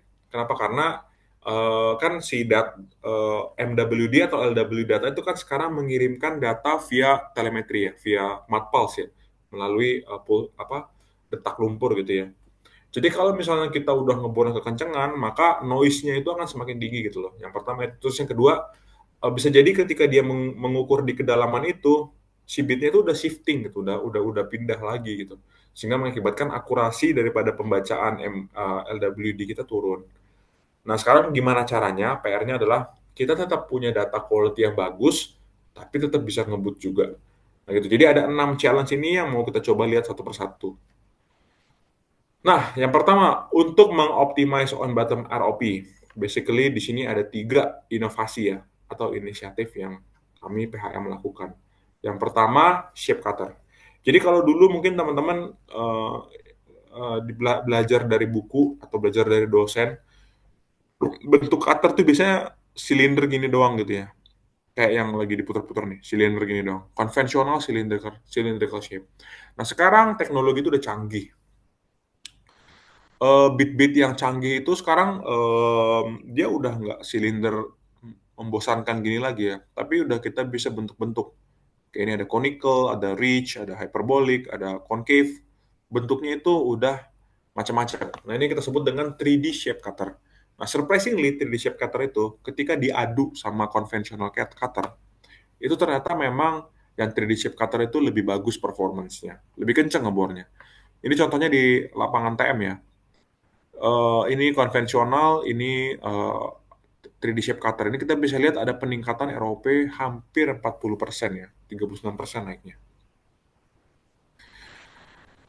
Yang kedua adalah dengan melakukan evolusi daripada desain bit serta mengextend limit daripada ECD. Ya mungkin di sini kelihatan ya teman-teman ya. Dulu kita pakai bit yang blade-nya ada 6 ya, 1, 2, 3, 4, 5, 6. Kita mendapatkan ROP 60,9 meter per jam. Jadi rumusnya itu kalau drilling bit semakin banyak blade-nya, ini kan blade-nya ini ada 6 nih ya, semakin banyak blade-nya itu biasanya bit-nya itu akan stabil. Jadi dipakai untuk ngebor itu pasti biasanya disenengin sama Didi nih. Directional drill seneng banget pakai bit yang 6 karena mudah sekali bagi mereka untuk mengkontrol trajektori mereka karena bitnya stabil. Tapi kompensasinya bitnya tidak agresif gitu ya. Dia lambat ngebornya. Nah, sehingga di PHM kita bisa lihat nih dari bit yang 6 blade pelan-pelan kita turunkan jadi 5 blade, bahkan yang terbaru sudah tinggal 4 blade doang ya. Di T312 kita hanya pakai 1 2 3 4, hanya pakai 3 blade. Dengan hanya pakai 4 blade. ROP bisa naik ya. Dari 60,9 jadi 127,3 meter per jam. 2 kali lipat kenaikan ROP-nya ya. Dengan kita memodifikasi bit kita serta ini ECD limit extension. Jadi kalau dulu itu PHM itu ngebor di limit by ECD atau equivalent circulating density. Mungkin teman-teman juga sudah belajar kan, ECD itu tidak boleh terlalu tinggi sampai melewati fracture gradientnya kan ya. Karena kalau enggak akan ada risiko loss.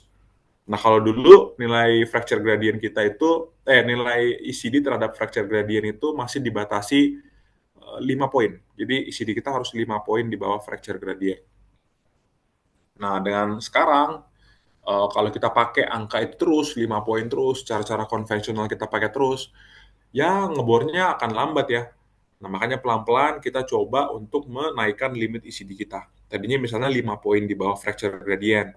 Sekarang kita lebih berani sedikit nih, pakai 3 poin di bawah fracture gradient. Nah, dengan kita menaikkan limit ECD, otomatis ROP-nya bisa kita naikin juga. Kira-kira seperti itu. Nah, terus yang ketiga ini adalah menggunakan historical atau statistical run analysis. Jadi maksudnya apa? Maksudnya em, sumur yang ada di Mahakam tuh banyak banget ya kan, udah hampir ratusan sumur yang kita bor. Nah, kita melihat nih em, ternyata trennya. Jadi ada misalnya bit dari bit merek A sama bit merek B. Oh, ternyata bit merek A ini lebih efisien digunakan kalau dipakai di lapangan Tunu. Pengebornya bisa kenceng nih, bisa sampai 100 meter per jam. Tapi ketika dipakai di lapangan handil, bit A ini ternyata nggak bisa perform. Dia ROP-nya cuma katakanlah 50 meter per jam. Nah, dari sana kita pakai pendekatan statistik aja. Oh, oke. Jadi ketika kita mau mengebor sumur baru di lapangan Tunu, maka kita nggak akan pakai maka kita akan pakai bit A karena performance-nya bagus. Tapi kalau kita mau ngebor di lapangan Handil, kita nggak akan pakai bit A karena terbukti dari zaman dulu, dari data-data dulu, ternyata bit A performance-nya nggak bagus gitu ya. Jadi kita menggunakan metode pendekatan statistik untuk pemilihan bid yang tepat, kira-kira seperti itulah.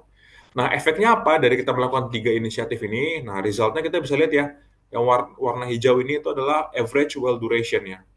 Kita bisa lihat dari tahun 80-an sampai ke tahun 2019, terakhir-terakhir ini durasi sumur itu bisa kita kurangin dari yang tadinya 55 hari untuk satu sumur menjadi hanya 15 hari atau 40 hari ya. Um, Pengurangannya sangat-sangat mantap ya. Nah, yang kedua kita melihat mengenai bagaimana kita men-challenge isu terkait dengan DLS capability.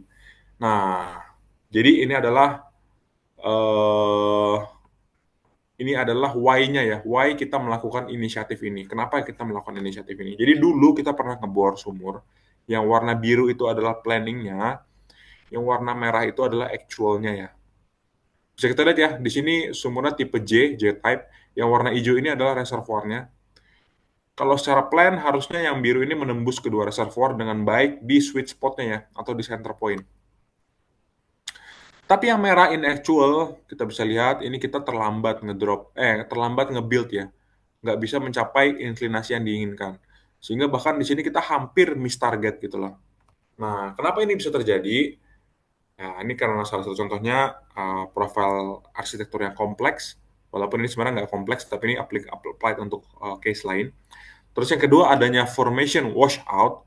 Jadi tadi teman-teman udah bayangin ya, kalau misalnya kita menggunakan RSS yang tipenya push the beat, kalau kita ketemu formasi yang washout, maka si padnya ini nggak bisa nendang ya kan, sehingga kita nggak bisa nge-build gitu loh.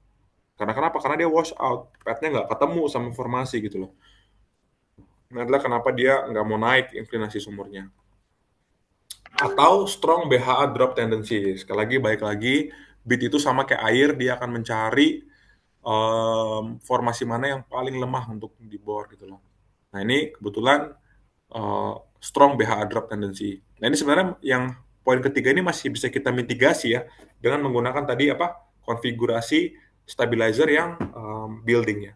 Waktu saya sudah mau habis. Oke, saya percepat. Jadi intinya kita mencoba untuk mengconvert dari um, RSS-nya kita sekarang menggunakan yang tadinya elastomer based, ini kita sekarang menggunakan metal to metal RSS. Tujuannya apa? Karena di sini kita bisa mempunyai pad force yang lebih tinggi atau tendangan dari pad yang lebih kuat gitu ya. Yang mencapai 52% higher pad force. Kira-kira seperti itu. Nah, yang ketiga adalah ini juga sama, ini adalah contoh kasus. This is why-nya kita melakukan inovasi ini. Karena sebelumnya kita mendapati ada kesulitan untuk trajectory work gitu ya. Harusnya trajectory ini yang warna biru nih. Target reservoirnya yang bulat-bulat ini. harusnya kita bisa smooth aja gitu, hit the center point. Tapi karena satu dan lain hal, kita nggak bisa making trajectory work di sini dan terpaksa sumurnya hampir miss target gitu loh. Jadi di sini teknologinya kita menggunakan motor yang lebih memiliki performance dalam hal ini torque yang lebih tinggi, torsi yang lebih tinggi, sehingga ketika dia generate torque yang lebih tinggi, harapannya dia generate power yang lebih kuat gitu loh, untuk dia bisa create dogleg yang lebih tinggi. Ide besarnya gitu. Next-nya ini adalah untuk menghadapi isu stick slip atau vibration ya. Kita menggunakan yang namanya High Performance Motorized Rotary Steerable System BHA. Jadi kalau dulu kita hanya pakai yang namanya Rotary Steerable System, sekarang kita pakai Rotary Steerable yang ditambahin sama motor gitu loh, downhole motor. Sehingga dia bisa generate power yang lebih gede gitu. Next-nya adalah ILT reduction ya. Nah, di sini intinya inovasi yang ditambahkan itu adalah kita menggunakan compact LWD. Nah, jadi kalau dulu tuh misalnya untuk kebutuhan drilling kita butuh data gamma ray density sama neutron. Nah, kalau dulu data gamma ray density neutron itu kita harus menggunakan dua BHA atau dua tool yang terpisah gitu ya. Jadi gamma ray resistivity sendiri, density neutron sendiri. Baru kita harus connect dia. Tek. Nah, baru jadi si BHA LWD triple combo. Nah, kalau di sini kita menggunakan si compact LWD tool, di mana gamma ray, resistivity, density neutron itu sudah langsung ada hanya dalam single collar aja atau dalam satu join gitu loh. Jadi dalam satu tool, dalam satu pipa itu udah ada gamma ray-nya, resistivity-nya, density-nya dan neutronnya. Sehingga tentu saja teman-teman bisa bayangin ya, kita bisa saving banyak sekali di sana. Yang pertama kita nggak perlu make up, kita nggak perlu nyambung 2 kali, langsung sekali sambung bor. Kemudian untuk red hole-nya juga kita tidak perlu panjang-panjang. Jadi red hole itu adalah jarak antara bit ke berapa panjang sumur yang kita perlukan dari bit sampai ke sensor gitu ya. Kalau misalnya kita punya LWD yang semakin pendek, maka bisa kita bayangkan jarak antara sensor ke bit itu semakin pendek juga kan ya. Dibandingkan kalau misalnya dia yang konvensional kan, dia masih 2 pipa gini, 2 rangkaian. Jadi dari bit ke sensor itu makin jauh gitu loh. Sehingga red hole-nya harus butuh panjang. Jadi di situ ada saving-nya. Sini secara makeup dan laydown time, karena tadinya dari 2 rangkaian jadi 1, maka saving-nya sampai 34%. Kemudian karena tadi ada pemotongan red hole, itu bisa saving sampai 43% waktunya. Nah, yang terakhir, bagaimana kita bisa mendapatkan ROP yang kencang dengan data yang masih bagus, itu kita mengutilize yang namanya High Telemetry Data Service. Jadi intinya di sini, kalau dulu itu kita bicara kerapatan data ya. Kalau dulu itu dengan dengan ROP yang semakin kencang, terlalu kencang, maka data itu jadi nggak rapat-rapat gitu loh.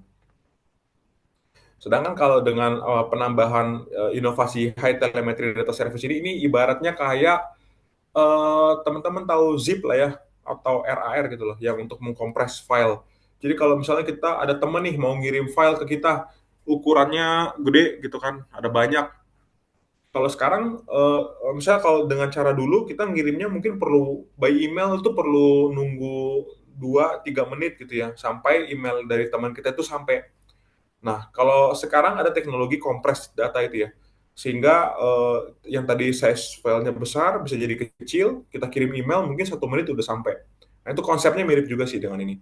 Jadi ketika data LW itu dikirimkan dari downhole ke surface itu dia dikompres dulu gitu ya, di-zipin dulu gitu loh, baru nanti begitu di surface dibuka lagi, sehingga pembacaan datanya bisa lebih cepat dan tanpa mengurangi keakurasian atau volume data itu sendiri. Oke, jadi ini adalah slide terakhir karena udah sejam juga, sejam lebih bahkan. Intinya, teman-teman sekalian, sekali lagi saya mau sampaikan bahwa teman-teman di sini adalah calon-calon, ya kan? Calon-calon pemimpin, calon-calon engineer, calon-calon company man, calon-calon driller.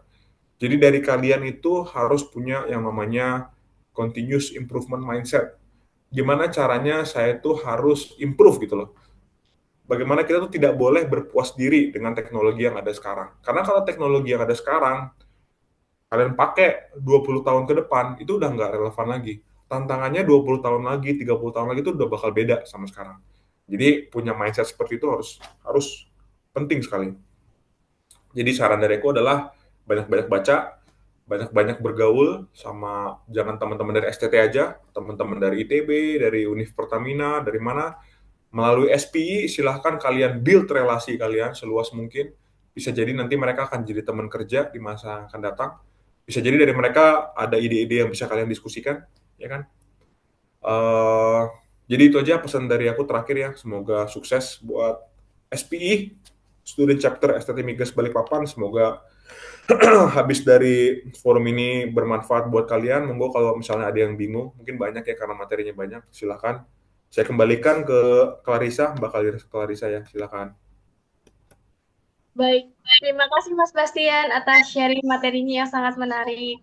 Selanjutnya, saya akan membuka sesi tanya jawab untuk partisipan yang memiliki pertanyaan dan juga mungkin masih bingung nih tentang materinya, boleh langsung melalui kolom chat Zoom atau bisa menggunakan fitur raise hand lalu mengaktifkan mikrofonnya.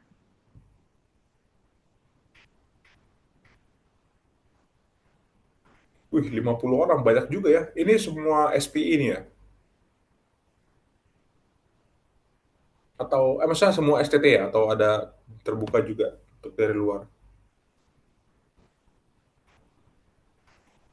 Terbuka Mas kami. Jadi nggak cuma dari STT, jadi kami share pamfletnya itu di sosial media kami. Jadi em, dari luar juga ada Mas. Oh, bagus sih ya. Mantap lah, banyak-banyakin forum kayak gini bermanfaat soalnya. Good. Oke, baik. Chris Willy Silalahi, boleh? On mic? Oke, terima kasih Mas Bastian atas presentasinya.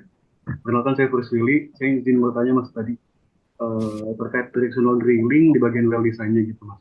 Tadi kan Masnya ada singgung mengenai optimasi tadi di bagian RFS, motor gitu di bagian subsurface equipment-nya.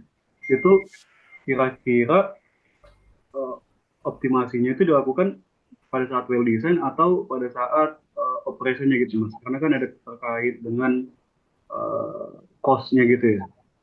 Kalau itu sementara dari saya Mas. Oke, terima kasih, Fris Willy ya. Ini kebetulan mama aku silalahi juga lagi, jadi aku manggilnya apa nih? Tulang ya. Horas bahasa Mas. Jadi ya benar ya, pertanyaannya menarik ya. Jadi sebenarnya semua inovasi, semua teknologi yang kita gunakan itu harus sudah ditentukan sejak awal, sejak fase planning, planning sumur. Kenapa? Karena yang pertama kita ini kan, sorry bukan kita, PHM ya ini, aku ngomongin PHM ya. PHM itu kan sebenarnya kontraktor ya, kontrak kerjasama dari SKK Migas. Jadi semua yang barang yang mau kita pakai, semua tools yang mau kita cemplungin ke dalam sumur itu harus melalui persetujuan SKK Migas dulu. Jadi kita nggak boleh tuh misalnya pengen running, misalnya gini, kita udah bikin planning sumur, udah kita laporin ke SKK Migas, terus begitu sumurnya udah mau di spat, udah mau ditajak, tiba-tiba kita disamperin sama orang selam bersih misalnya, terus dia nawarin, Pak Fris, ini kebetulan dari selam bersih ada teknologi baru nih, silakan kalau mau dipakai nih gitu. Oh iya nih kayaknya teknologinya mantep nih, bisa bikin dokleg tinggi. Oke lah kita kita gas aja kita pakai gitu ya. Itu nggak boleh. Karena sebelum kita pakai itu kita harus minta izin dulu sama SKK Migas dan mereka harus approve dulu. Kalau misalnya mereka nggak perlu ini, barangnya mahal gitu ya, nggak sesuai kebutuhan. Nah itu maka nanti kita jadi bingung tuh kalau misalnya kita udah cemplungin bahannya tapi ternyata SKK Migas nggak setuju gitu ya.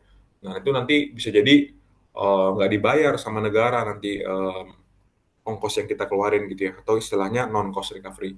Makanya semua teknologi yang ada itu harus dibikin sematang mungkin pada saat planning. Sehingga pada saat planning phase kita laporin ke SKK Migas, Pak SKK, nanti kami mau ngebor sumur di lapangan Handil, kedalaman sekian, cadangannya sekian, barang-barang yang mau kami cemplungin, ini ada RSS, ada motor, ada high telemetry, bla bla bla semua gitu ya. Nah, baru dari sana mereka, oh oke, make sense nih alasan kalian untuk running tool-tool ini. Oke, silahkan. Nah, gitu. Jadi seperti itu. Live free, semoga semoga menjawab ya. Ya, menjawab Bang, makasih Bang. Oh ya, saya izin bertanya lagi bisa Kak Bang? Oh iya, Oh silakan. ya, ini Tergantung Mbak Clarissa nih kalau Mbak Clarissa moderatornya.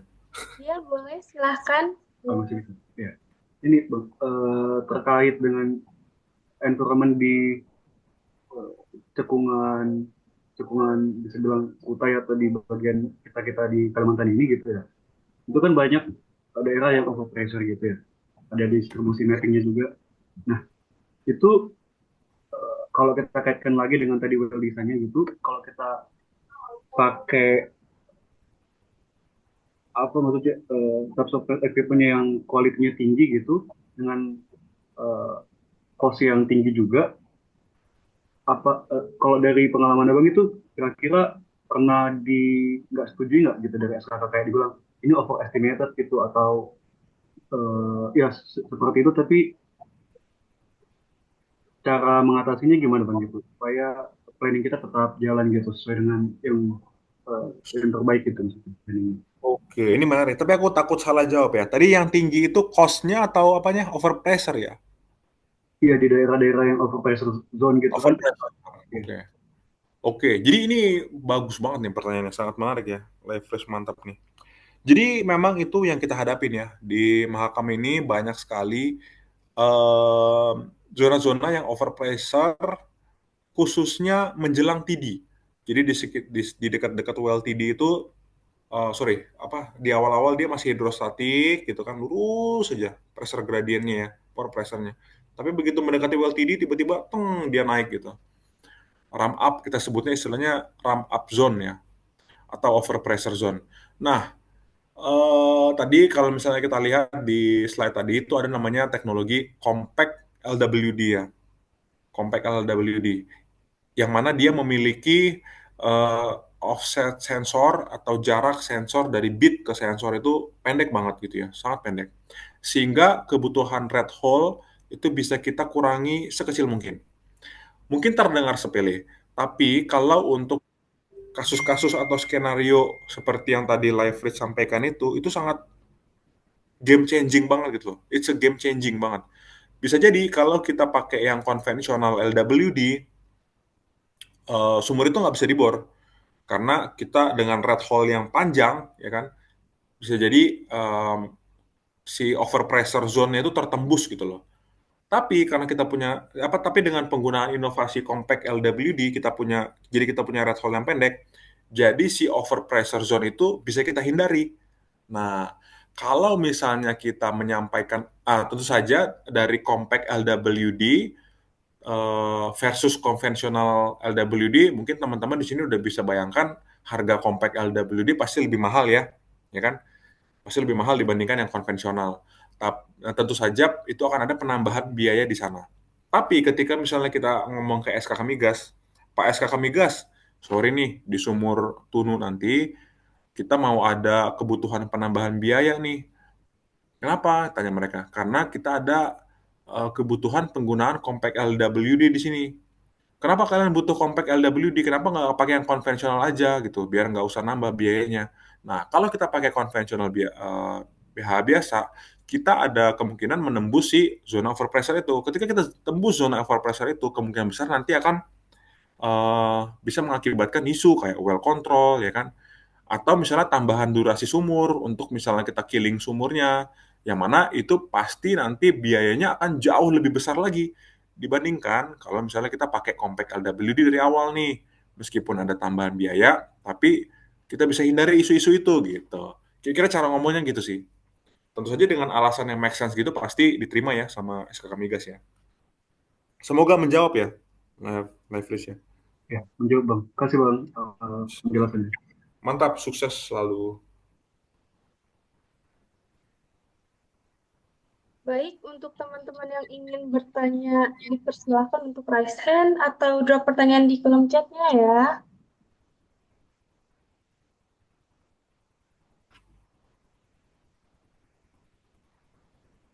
pada mager nih hari-hari Minggu lagi disuruh conference kayak kan. Mendingan mendingan ke Pentas City.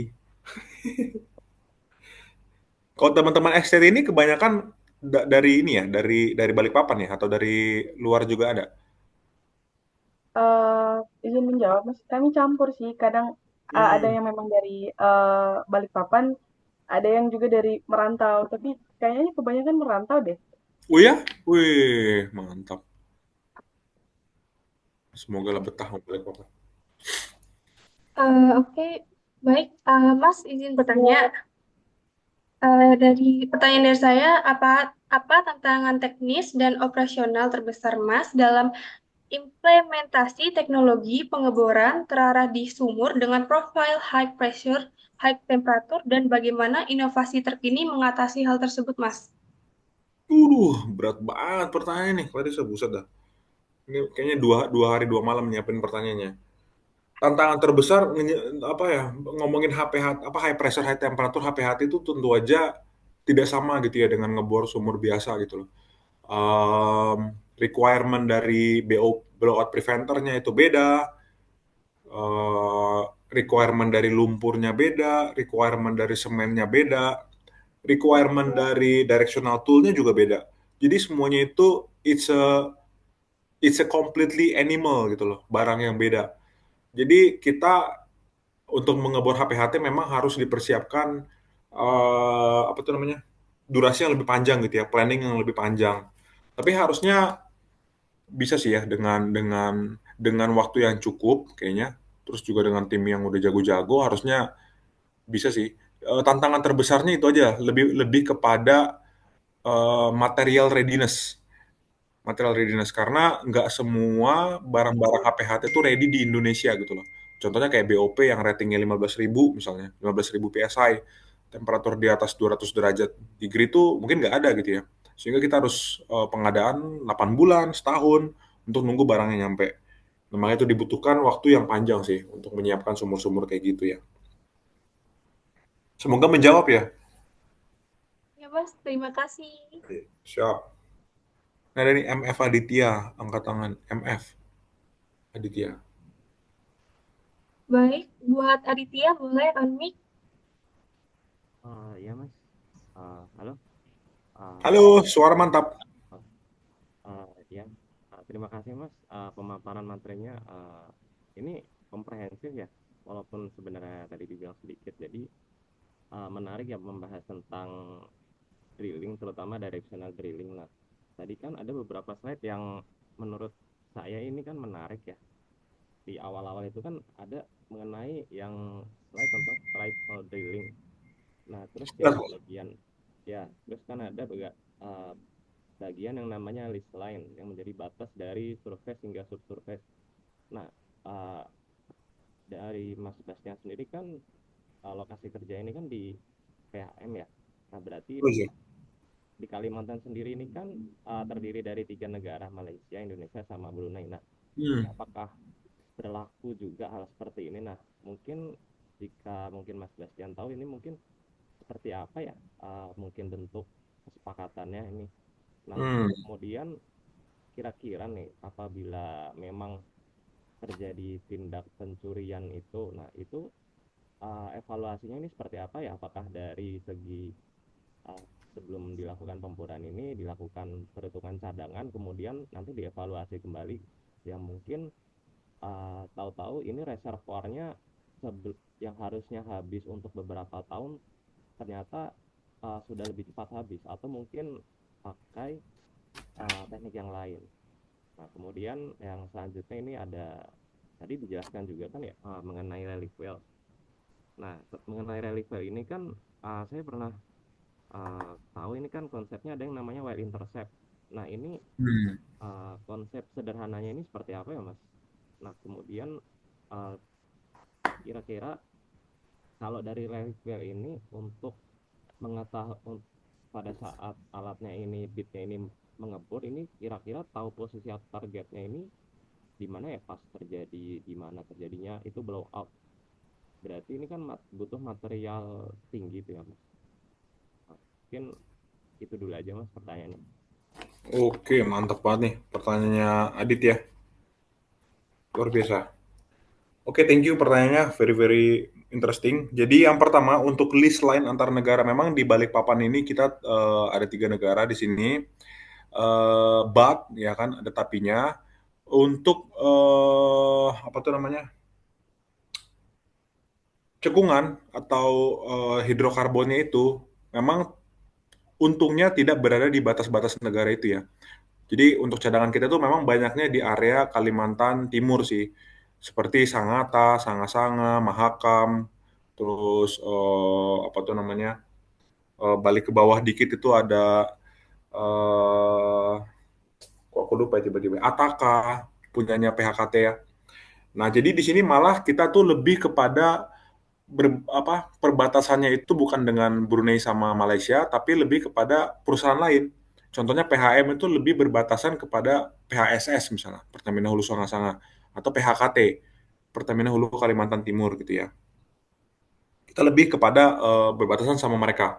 Nah, apa yang terjadi kalau misalnya memang eh, nah ini tapi pun antara PHM sama PHSS itu batas list line-nya itu nggak benar-benar dempetan kayak yang tadi ada di slide ya.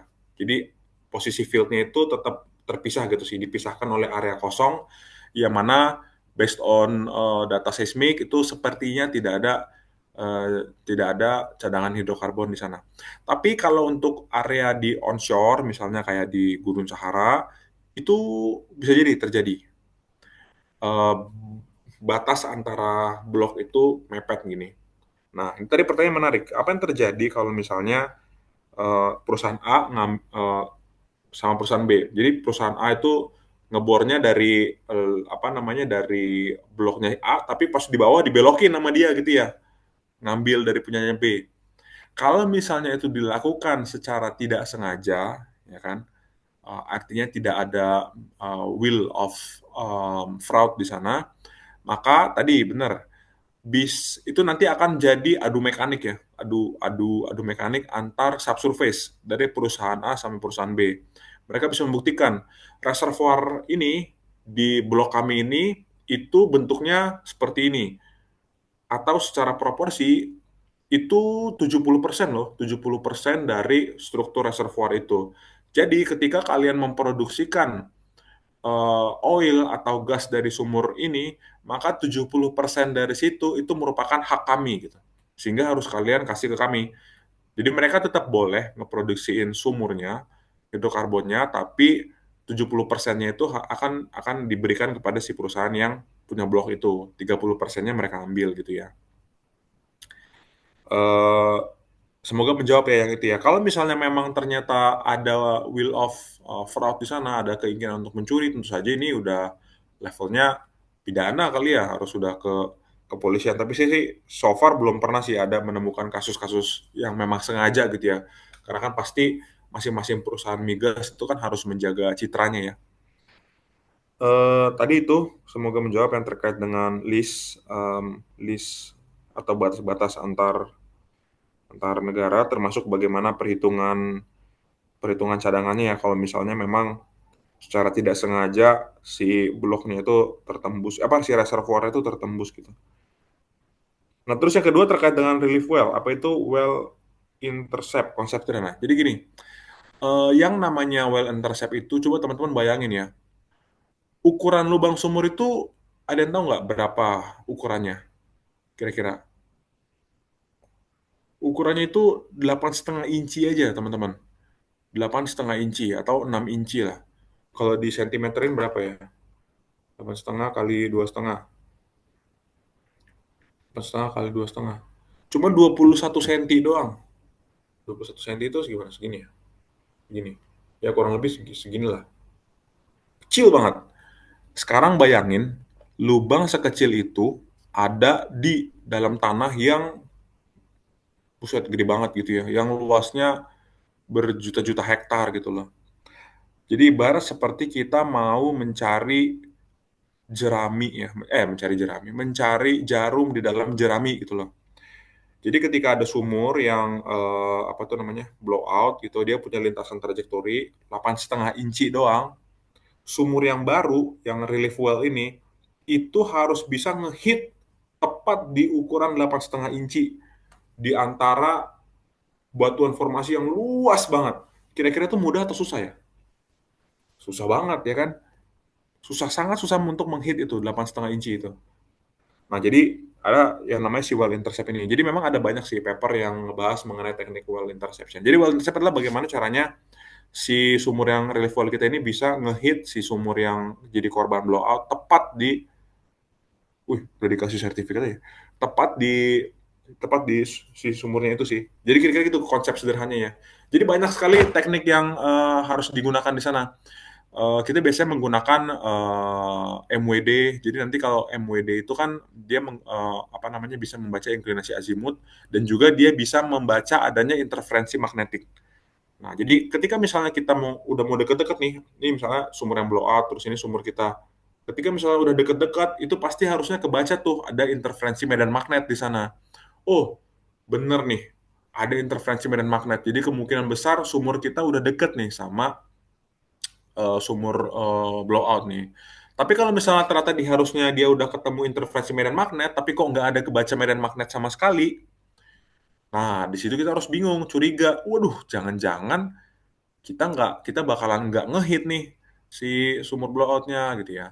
Oke, tadi balik lagi case tadi, kalau misalnya udah ketemu interferensi medan magnetik, maka data MWD udah nggak bisa kita pakai lagi, ya kan?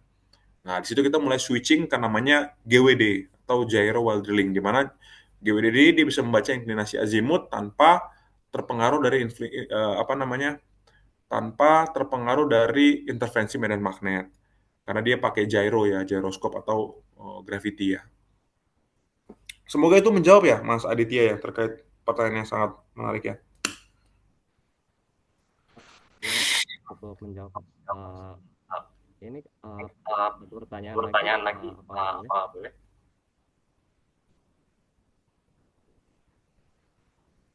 Kalau ke aku nanya boleh pastinya, tapi tergantung Clarissa.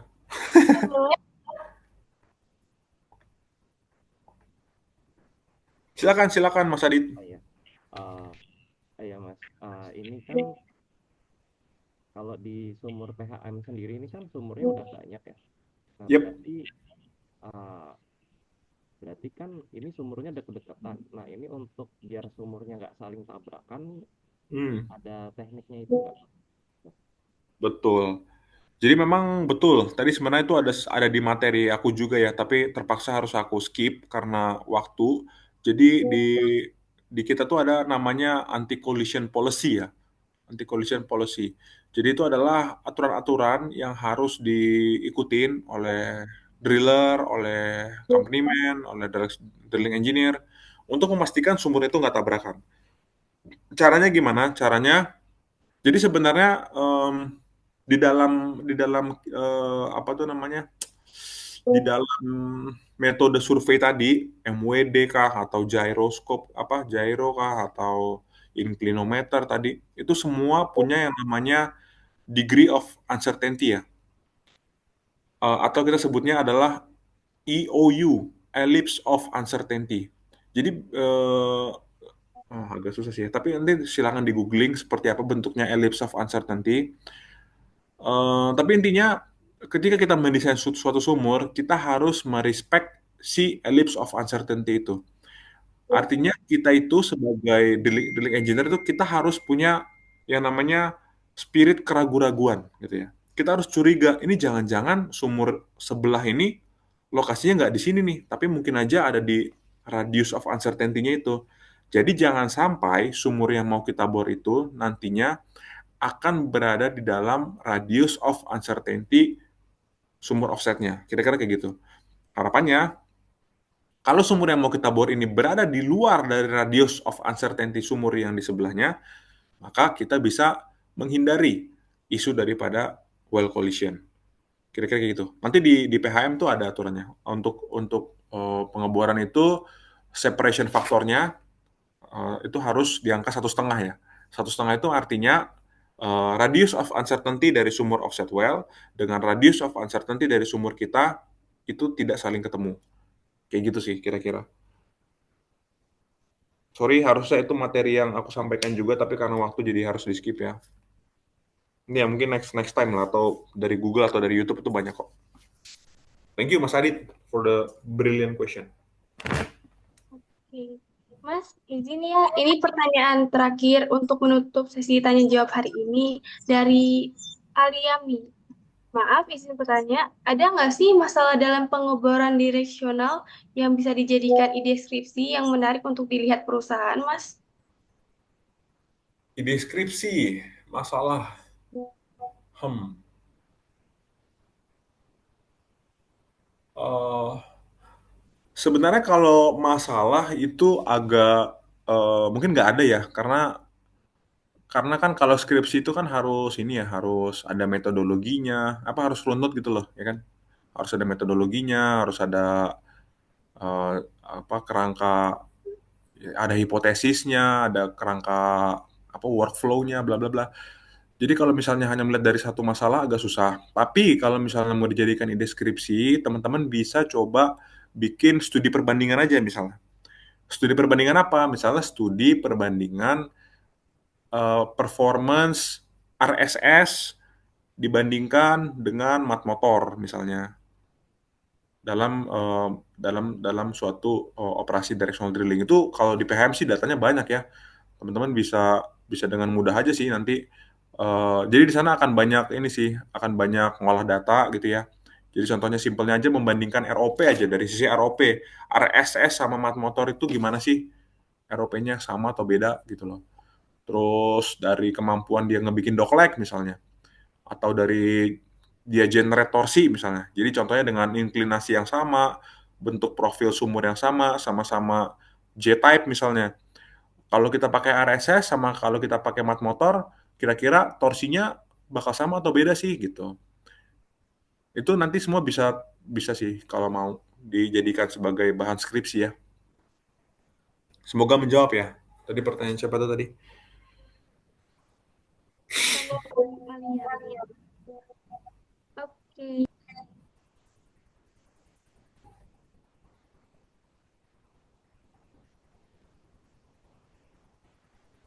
Kayaknya masih ke mute ya, Clarissa. Maaf, Mas. Oke. Baik, karena waktu yang terbatas, demikian sesi tanya jawab kali ini saya tutup. Selanjutnya adalah penyerahan memento sebagai bentuk apresiasi kami kepada speaker kita, yaitu Mas Bastian, kepada Mbak Dea sebagai project manager, saya persilahkan, dan untuk operator, saya persilahkan untuk mengambil dokumentasi. Baik, terima kasih untuk Larissa. Terima kasih banyak saya ucapkan kepada Mas Bastian Andoni sudah menyempatkan waktu untuk bersama-sama sharing bersama kami di hari Minggu ini yang harusnya weekend sama keluarga mungkin, tapi masih bisa nyempatin buat sharing bersama kami.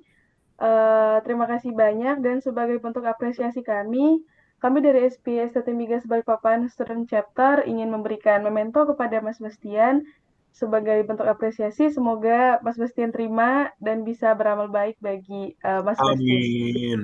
Terima kasih banyak Mas. Dan untuk operator, mohon diambil dokumentasinya ya. Oke, baik, terima kasih izin mengambil alih. Oke, di hitungan ketiga saya akan mengambil gambar. Satu, dua, tiga. Oke, baik. Sekali lagi. Satu, dua, tiga. Baik, terima kasih. Terima kasih. Dikembalikan kepada moderator Clarissa. Baik, terima kasih Mbak Dea dan juga operator kita. Sebelum memasuki agenda terakhir, kami memiliki feedback form yang dapat diisi oleh semua partisipan untuk dapat membantu kami untuk meningkatkan acara kami ke depannya. Sebagai informasi juga bahwa feedback ini adalah syarat klaim e-sertifikat webinar pada hari ini. Jadi jangan lupa diisi ya teman-teman. Nah, untuk link dan scan barcode feedback form dapat dilihat melalui layar yang telah ditampilkan atau bisa juga dilihat pada kolom chat Zoom-nya masing-masing.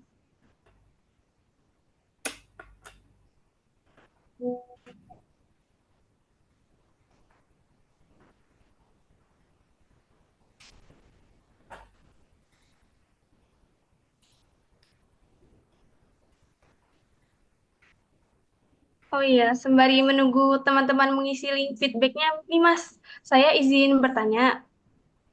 Eh, Monggo. hmm, Kira-kira kegiatan Mas Bastian habis ini ngapain ya? Kayak sehabis ini gitu. Habis ini pasti makan karena lapar. Habis itu main bola paling sama anak-anak. Kita kan harus balance ya kan. Kalau kalian ngapain biasanya kalau weekend? Ke ini, ke mall? Kalau kalau dari saya sendiri ya Mas, kalau mungkin dari weekend ngerjain tugas yang mungkin sebelumnya numpuk atau gimana gitu Mas. Kalau sekarang drillingnya siapa ininya? Dosennya? Wah, kalau soal dosen drilling saya kurang tahu Mas, soalnya belum dapat ke Oh, matkul yang itu. Clarissa. Baru tingkat 1 ya? Iya, Iya Mas. Mas. Izin Oke. menjawab untuk Clarissa masih semester 1, Mas. Masuk. Untuk kami, iya, saya semester 5 dan ada juga Bang Dodi yang udah semester 7. Mungkin dari Bang Dodi, Mbak Vanes itu mereka udah lebih menjerumus lah ya, Mas, ke perminyakan. Lebih Kami semester terjerumus. 3, iya, semester 3 masih di mekanika fluida, mekanika reservoir, Kalau fluida dia reservoir. berapa? Iya, Mas? Dia tingkat 3. Iya, semester 3. Oh, semester 3, tingkat 2 berarti. Berarti Iya, belum tingkat ke 2. mata kuliah perminyakan belum ya? Masih di awal-awal sih, Mas. Masih kayak em, lebih ke reservoir, mekanika reservoir, fluida reservoirnya. Oke. Belum ke drillingnya. Iya. Oh, tapi nanti kalian penjurusan ada atau enggak belajar semuanya? eh Kayaknya nggak ada penjurusan lebih, tapi ada mata kuliah pilihan gitu, Mas. Mau mau kemana? Oh, oke, Iya. oke, oke. Sama lah, aku juga dulu kayak gitu sih. Jatuhnya ke mata kuliah pilihan bukan bukan penjurusan ya. Maksudnya nanti tetap apa? Tetap misalnya kita ngambil mata kuliah pilihannya pengeboran, tapi TA-nya reservoir tuh masih boleh gitu kan? Iya. Iya, sama. Bagus lah. Iya, iya, iya, iya, iya, iya. Dosennya siapa sekarang nggak tahu ya pengeboran ya? Ah, belum tahu, Mas. Masih paling untuk kami masih ada Mbak Baik yang yang kerja di ada apa kerja juga beliau gitu, Mas, di Oh, banyak dosen dari kami yang oh dari ini industri. ya Mas, ini ada dari Mbak Vanes. Mbak Vanes ini semester 7. Izin menjawab, Mas, untuk dosennya katanya ada Mas Rizky. Oh, Rizky Pro. Siapa sih nama aslinya tuh? Iya, dia Rizky ini kan di PHM juga ya. Iya, iya, iya, iya. Rizky ini one of the brilliant lah. Salah satu timku juga di PHM. Nanti aku salamin ya. Ya, Rizky Mas. Setia Pratama kan ya? Rizky Setia Pratama. Foto dulu lah. Kasih tahu ke Rizky. Loh, kok hilang? Rizky, gue Iya, lihat Mas, mana? benar katanya, Mas Rizky. Nggak pembualan kan dia, nanti aku omelin kalau pembualan. Baik ya Rizky ya. Rizky baik sih.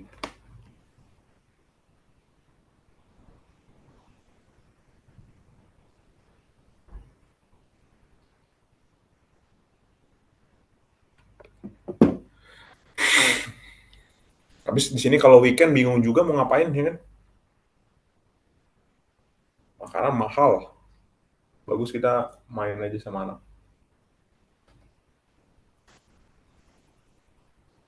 Oke, terima kasih juga buat Mas Bastian. Semoga diberi kesehatan dan kelancaran dalam bekerja ya. Amin. Thank you. Oke, berhubung waktu untuk mengisi feedback form telah selesai, sekarang kita memasuki sesi foto. Dan untuk seluruh partisipan, dimohon kesediaannya untuk dapat mengaktifkan kameranya masing-masing untuk foto bersama.